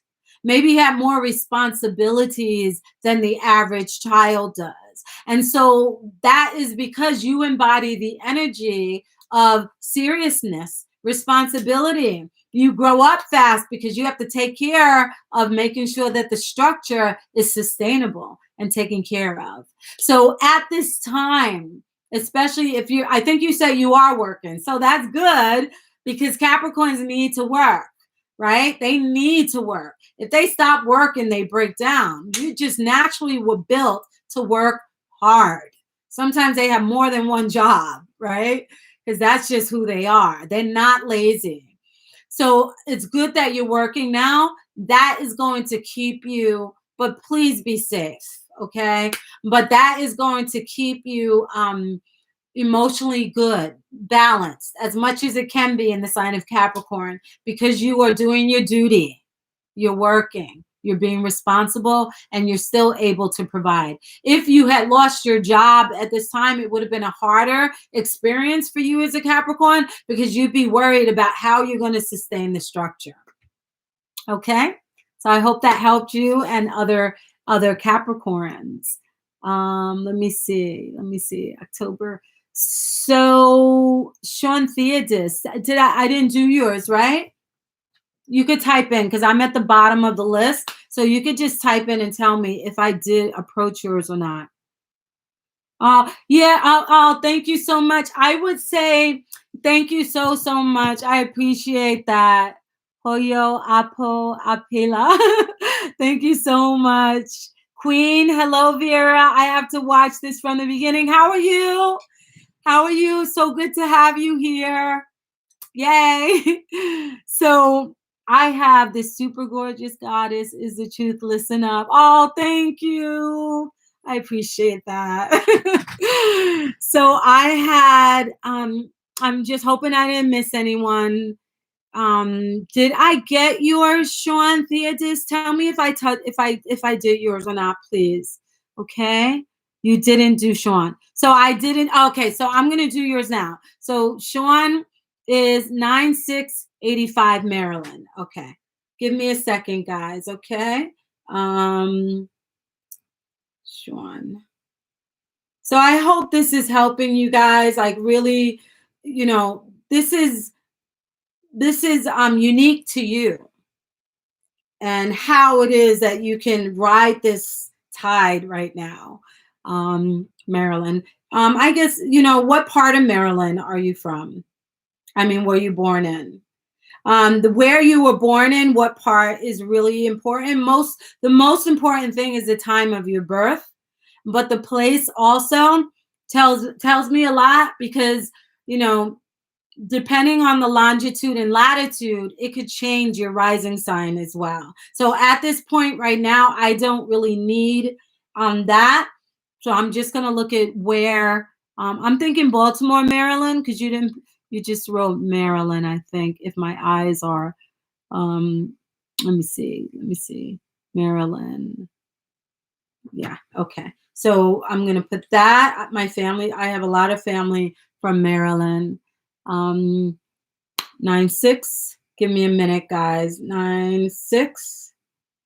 Oops. At 1985. Okay, here we go. It's always nice when your stuff is coming up because it's so fun, right? When you're ready to pull up your own information and details. So I hope this gives you clarity, Shawn. Your moon is in the sign of Gemini. I didn't do yours, huh? Because I just did Gemini. So tell me if you remember the Gemini that I did. I mean, the Gemini details that I just gave. Was it Ada I just gave it to? I'm not quite sure. I forget so much. So your sign is in the sign of Gemini. We spoke on this, kind of a detail. So I'll give you a recap that could help you a lot. When the need for a Gemini is to research. It is also they also need to communicate because what they research and the data that they gather, because they're here to gather data. Think of like a 3-year-old kid who that's learning to name things. Like this is a cup. This is a phone. This is a book, right? And then it goes and starts telling everybody, look, guys, this is a book. This is a cup. And it just starts telling people stuff. Because the Gemini energy, the information that it gains, it now wants to be able to speak it out and communicate. It has to, because it can't hold it in. It's here. Geminis are here to share. They are here to give the details and the data to all the information they have gathered, not only in the books that they read and the research that they do, but throughout their lives. It's so important for Gemini to have people in their lives that they can now interact with and communicate with. It's really essential.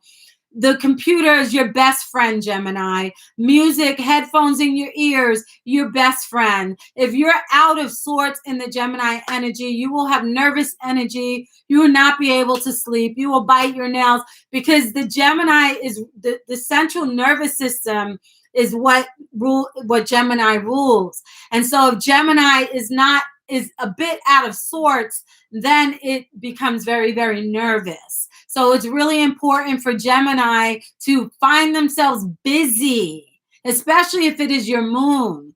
Find yourself busy in the Gemini things. Read books, speak to people, communicate, go on the internet like you're doing now, typing, talking, okay? The internet is your friend because you just want to gather data as a Gemini. You want to research. And so it's so essential for you to vibrate in that frequency and do it. So when you're at home, if you're not working during this quarantine, read, gather details, study stuff, go on the internet, okay? And then you can go and tell us all what you learned, because you need to let that stuff out and share and speak.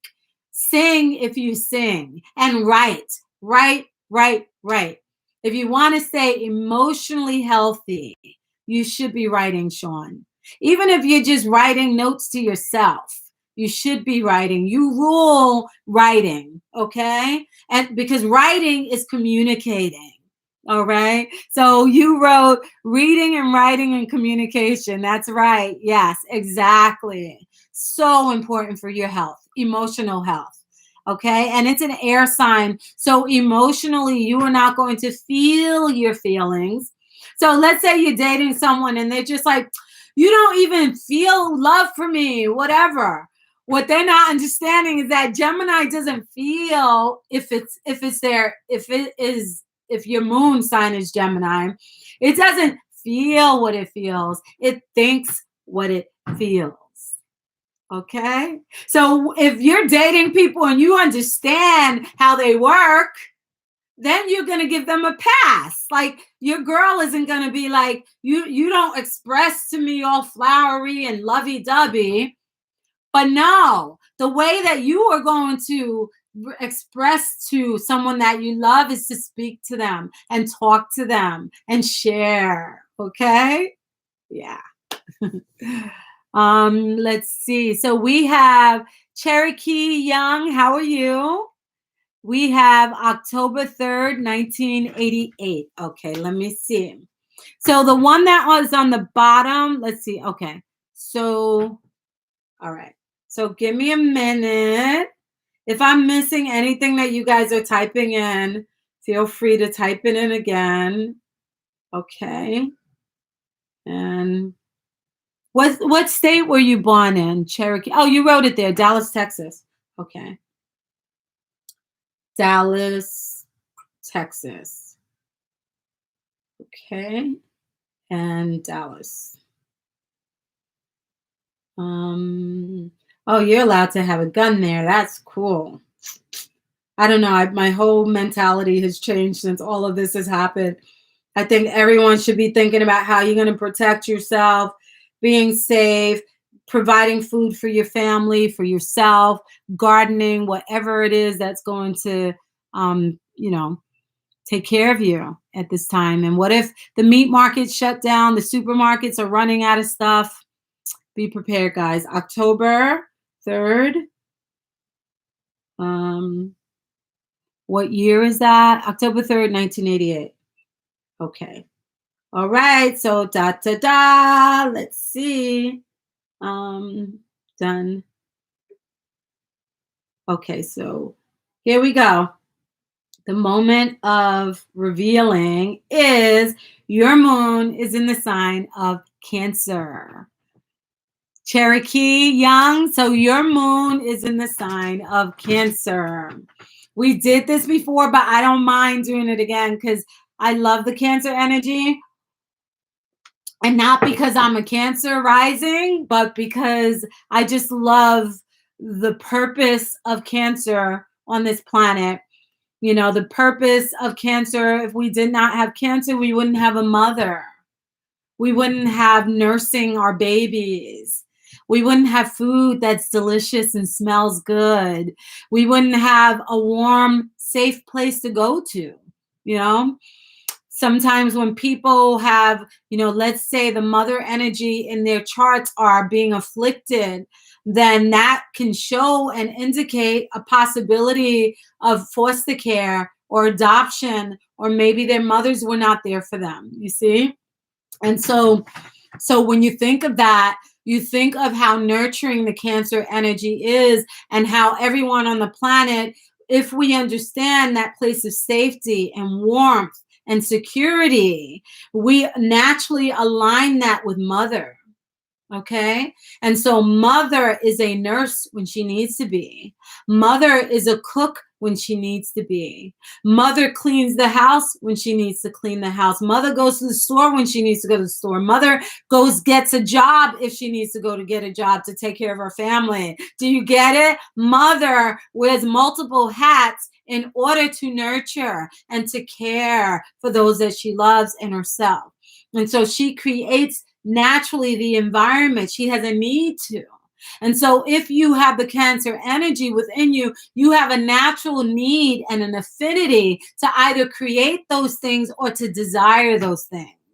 And so both, actually, you naturally have a need for safety, to feel safe and secure, to provide, to care for those that you love, to nurse them, to nurture them. If a man is looking for a wife, if he finds someone with the Cancer energy, she's going to be the one that's going to take care of your children for you. She's going to do a great job.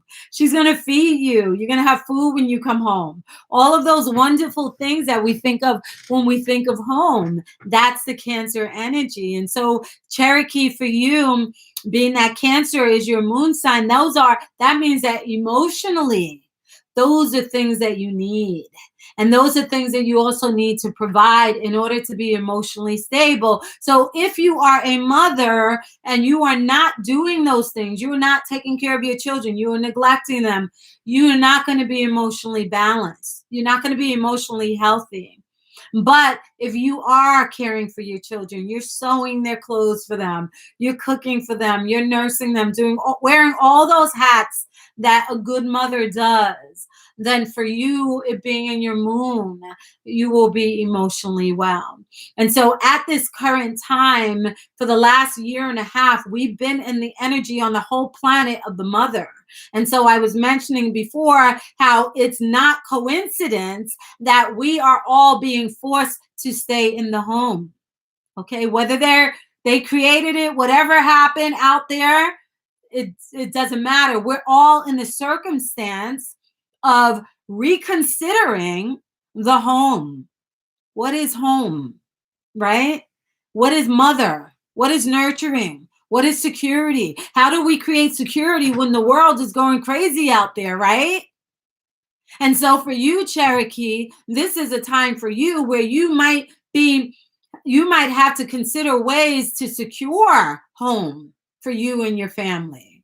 You know, depending on where it is, let's say it's in a place in the chart where it threatens home, then maybe you move or you lose your home. Or let's say it's in a place, you know, where you are mother to a career. Let's say you're a nurse.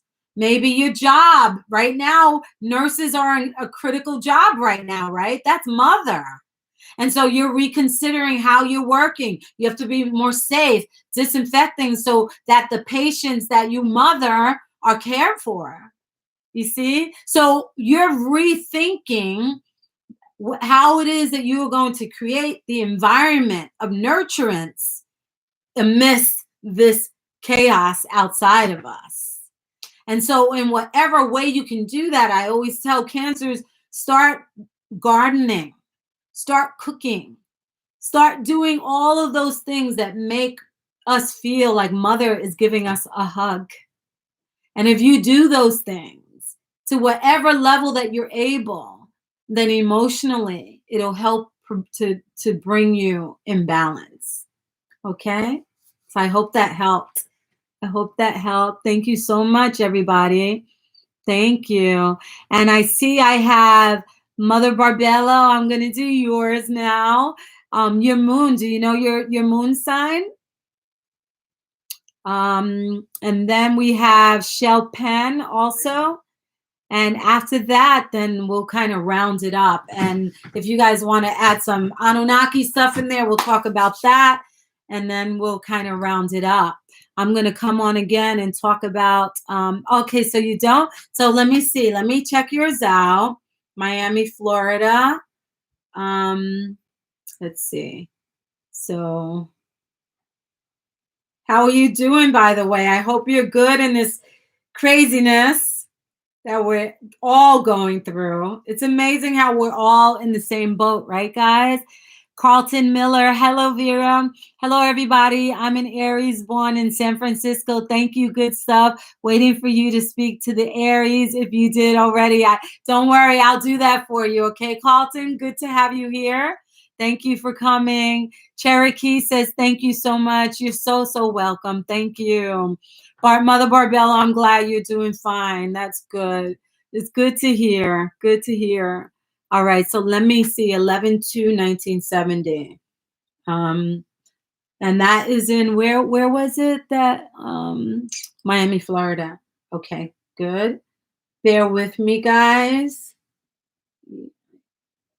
Florida and Miami, LM.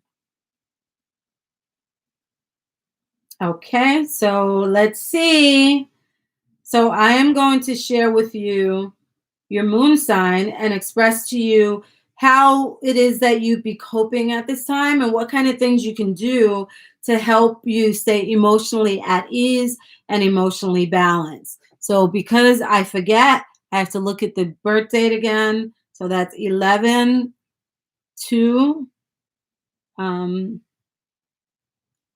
1970. Okay. All right. So 1970. There we go. 11/2/1970. Miami, Florida. Good. All right. So your moon is in the sign of Sagittarius. Oh my goodness. This is like, what is it? The third or fourth Sagittarius that we have here today in the moon sign. Okay. So let's talk about that. You say you're a Scorpio.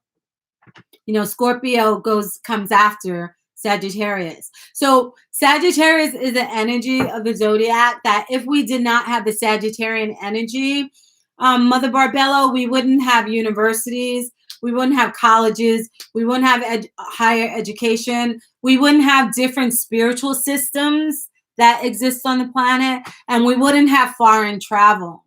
So what that means is that a Sagittarius energy naturally embodies the desire to expand. Meaning, so you go to elementary school, you go to middle school, you go to high school. Some people stop after that. The natural inclination, if they don't do it early on in life, sometime in life, they'll have a desire to either go for higher education, more schooling. Some of them are always in school, or they'll be pushed to travel the world to learn about different places, different cultures, different spiritual systems.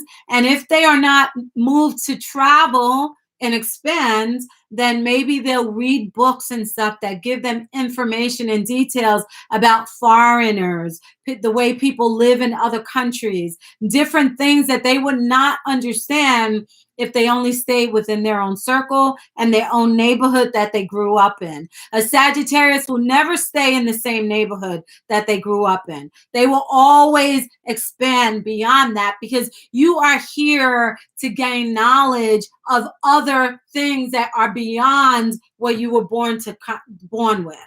So, you know, let's say you were just born to be in your community and never ever move, never travel, and never learn more or go for higher education, then that would be a vibration that you would not be able to stay in. Because the universe, let's say you decided, I'll never move, I'm staying even in the house that I grew up, and I'm not even going to college or even high school.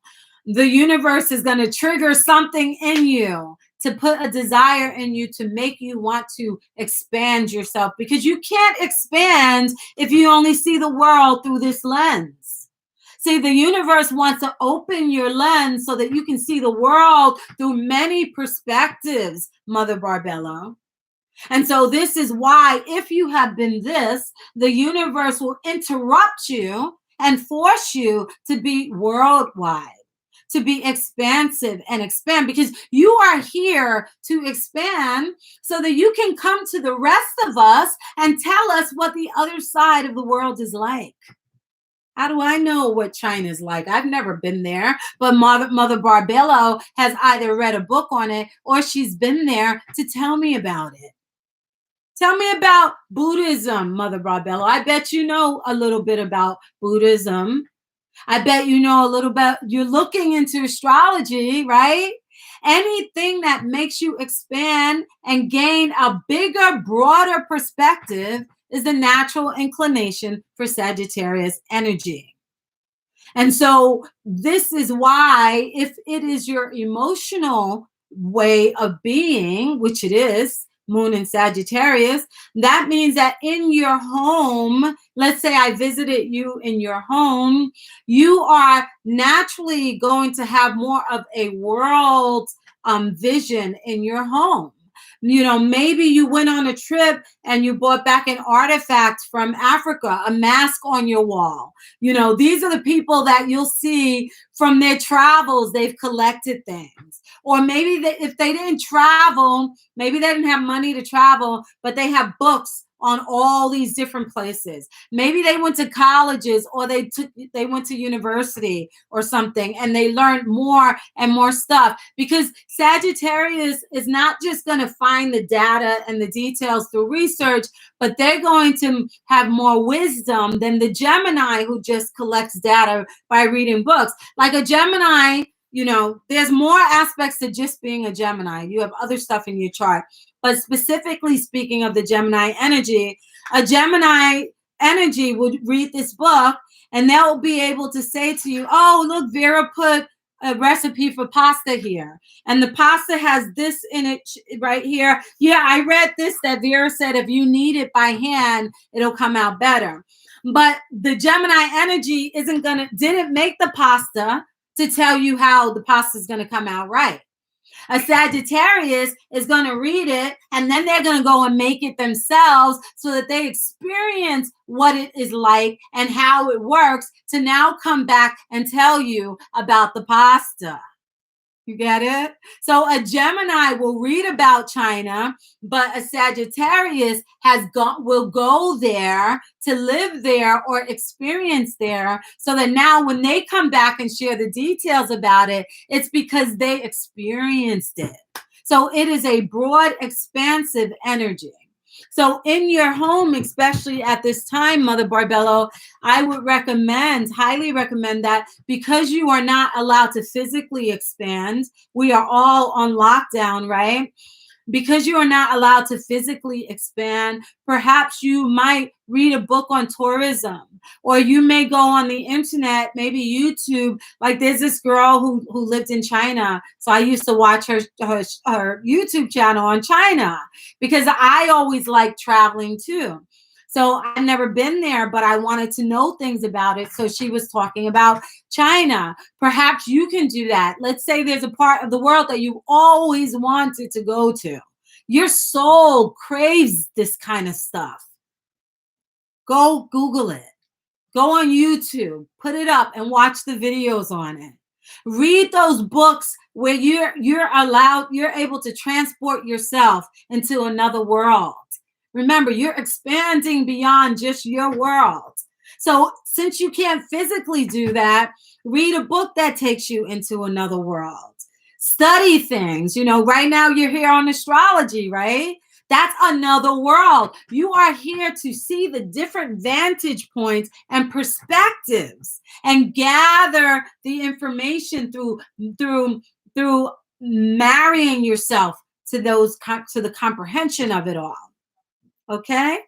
So yeah, I hope that made sense for you, Mother Barbello. I hope so. Thank you so much. Carlton Miller, hi Vera. Oh, okay. So you mentioned, hi Vera, hello everybody. I'm an Aries born in San Francisco. Thank you. Speak to the Aries if you did already. Right. So is that Aries moon? Even if it's an Aries sun, I can speak on that because I'm an Aries sun. So I'm going to go back to that. Let me just go down here. Makes sense why Bobby Hemmett is a Sagittarius. Exactly. He went into areas that most people would not gain insight into nor look into it. It was just natural for him to go into areas that people normally would not have. He was here to expand, you know, and what a mind, right? What a mind. Mother Barbello, yes, I read a lot of books and still reading. Thanks so much. Yes. And if things fix itself or whatever, maybe you might take that trip you've always wanted to take. That will feed your soul. Yeah. 3 hours in. Oh, wow. 3 hours in. All right, guys. So I'm going to talk on Aries really quickly and then I'll end it. I'll come on again and do this again. Maybe we'll talk about your rising signs or we'll still talk about the moon, whatever it is that you guys like. Okay. So Aries, again, Aries rules is a fire sign. It's very passionate. It is the first sign on the zodiac wheel, which means that to be first, to go where no man has ever gone before, you need courage, right? You need drive. So think of Aries, the new year begins in Aries. So spring has to spring forward. It has to give the fire in order to light the flame. So Aries energy is like that child that is not afraid to venture into the dark or is not afraid to lead. It just goes sometimes even without thinking. That's why Aries hits their head a lot when they're children. I always hit my head. I always had bumps on my head when I was a kid because, Aries, the ram, uses its horns and hit and goes forward, right? So it goes head first into stuff because it's determined, it's passionate, it's strong, and it's not afraid. So it embodies the energy that is courageous. It protects the people that it loves and even itself because it gets awareness of I am itself, and then it also is aware of those who need to be protected. Aries always helps the underdog. You just naturally have an inclination when you see an underdog, you want to protect them in whatever way that you can. So that is the way that even today in the environment that we're in, Aries has been ignited within the last 15 years. Stuff has happened to you in your life. You don't even recognize yourself, I bet, right? So this was Carlton Miller. You do not recognize yourself. You are a completely different person. If somebody told you 15 years ago who you would be today, you would not believe them, right? Your world has changed, okay? Because the planets were just it was making you more Aries, okay? Because it took courage for you, Carlton, to face what you've had to go through, the transition. It was like somebody took an earthquake and just changed your world. Things that you thought would never change in your life. It has been moved and it has been changed. And you have had to be courageous. You couldn't retreat. You couldn't go backwards. And if you did, forget it, right? And so that is the energy now that has propelled the world, because what Aries does, the rest of the signs follow after. So you have to go through that first because you have the courage to do it. If we put another sign, like let's say Pisces, to go through this, if we would not be able to go through this. So we need Aries to move the ram with the head to take us in to the next vibration or the next door. And so you are a different person. And at this time right now, because you have been prepared the last 10 to 15 years, because you have been prepared, you are able to look at what is happening right now and be okay with it. Because nothing can disrupt you anymore. Okay, nothing will ever be able to destabilize you because you've already been through the fire. You've already been through the change. You're already unrecognizable to yourself. So what else is going to change, right? What else can come along that's any more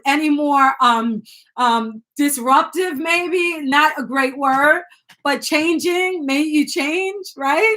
So you're good right now, Carlton. You're good right now. So right now you're just going to be in survivor mode. That's Aries, right? So you're going to be in survivor mode for yourself and for all those you protect. So what kind of things can you do to protect so that you survive, right? And your children, your family, the people you love, right? So you might be thinking of ways to protect your home right now. That would help you emotionally stay good, right? Because you've already had 12 to 15 years of getting all those other things in order, because you had to basically, your whole foundation was demolished. So you had to start rebuilding. So you're already ahead of the rest of the people. Because remember, the other zodiac signs follow Aries. So you're there to now let everybody know that, all right, I've been through it, right? And you're embracing, you're sharing, and you're getting ready, right? So it's amazing how it works like that. How are you, Power Lindo? How are you? Good to see you. So yeah, so I hope that this has helped a lot of you. We all are in this together, and I just wanted to pop on and just share a few things, and see how everyone's doing. Thank you so much, everyone, for the support, for being here, and for the love. Thank you so much. And maybe next week I'll come on again, or maybe this week. We'll see. I'm usually impulsed, so I don't plan stuff. Like it just happens. Okay, Paralinto, thank you, Mother Barbilla, Cherokee. Thank you, Carlton. Thank you, Paulindo. Let me see. Carlton Miller. I might be repetitive because Shawn, Theodis, thank you so much. Shell Penn, thank you so much. Let me see. Bayab TV, thank you so much. Haya Apella, thank you very much. I have to watch this. Oh, Queen, thank you. Wanda, thank you so much. And if I didn't get to you, the next time that I do this and you come on, you will be the first one that I go to. So just remind me and just say VC. That's your keyword, VC. And I'm going to know that you were here, and you'll be the first one that I do. I promise. Okay. So everyone, thank you so much. Be safe, Dwayne. Be safe. Popularity contest. Shell Penn, Brianna, be safe. Wanda, be safe. Indigenous Mur, please be safe. Warimua, be safe. I don't want to miss anyone. Shawn Hammer, be safe. Shawn, be safe. Adia, be safe. Ada Martinez, be safe, sis. Dwayne, Wolfpacks, all of you guys. Love you guys. Have a good day. Good night. Bye.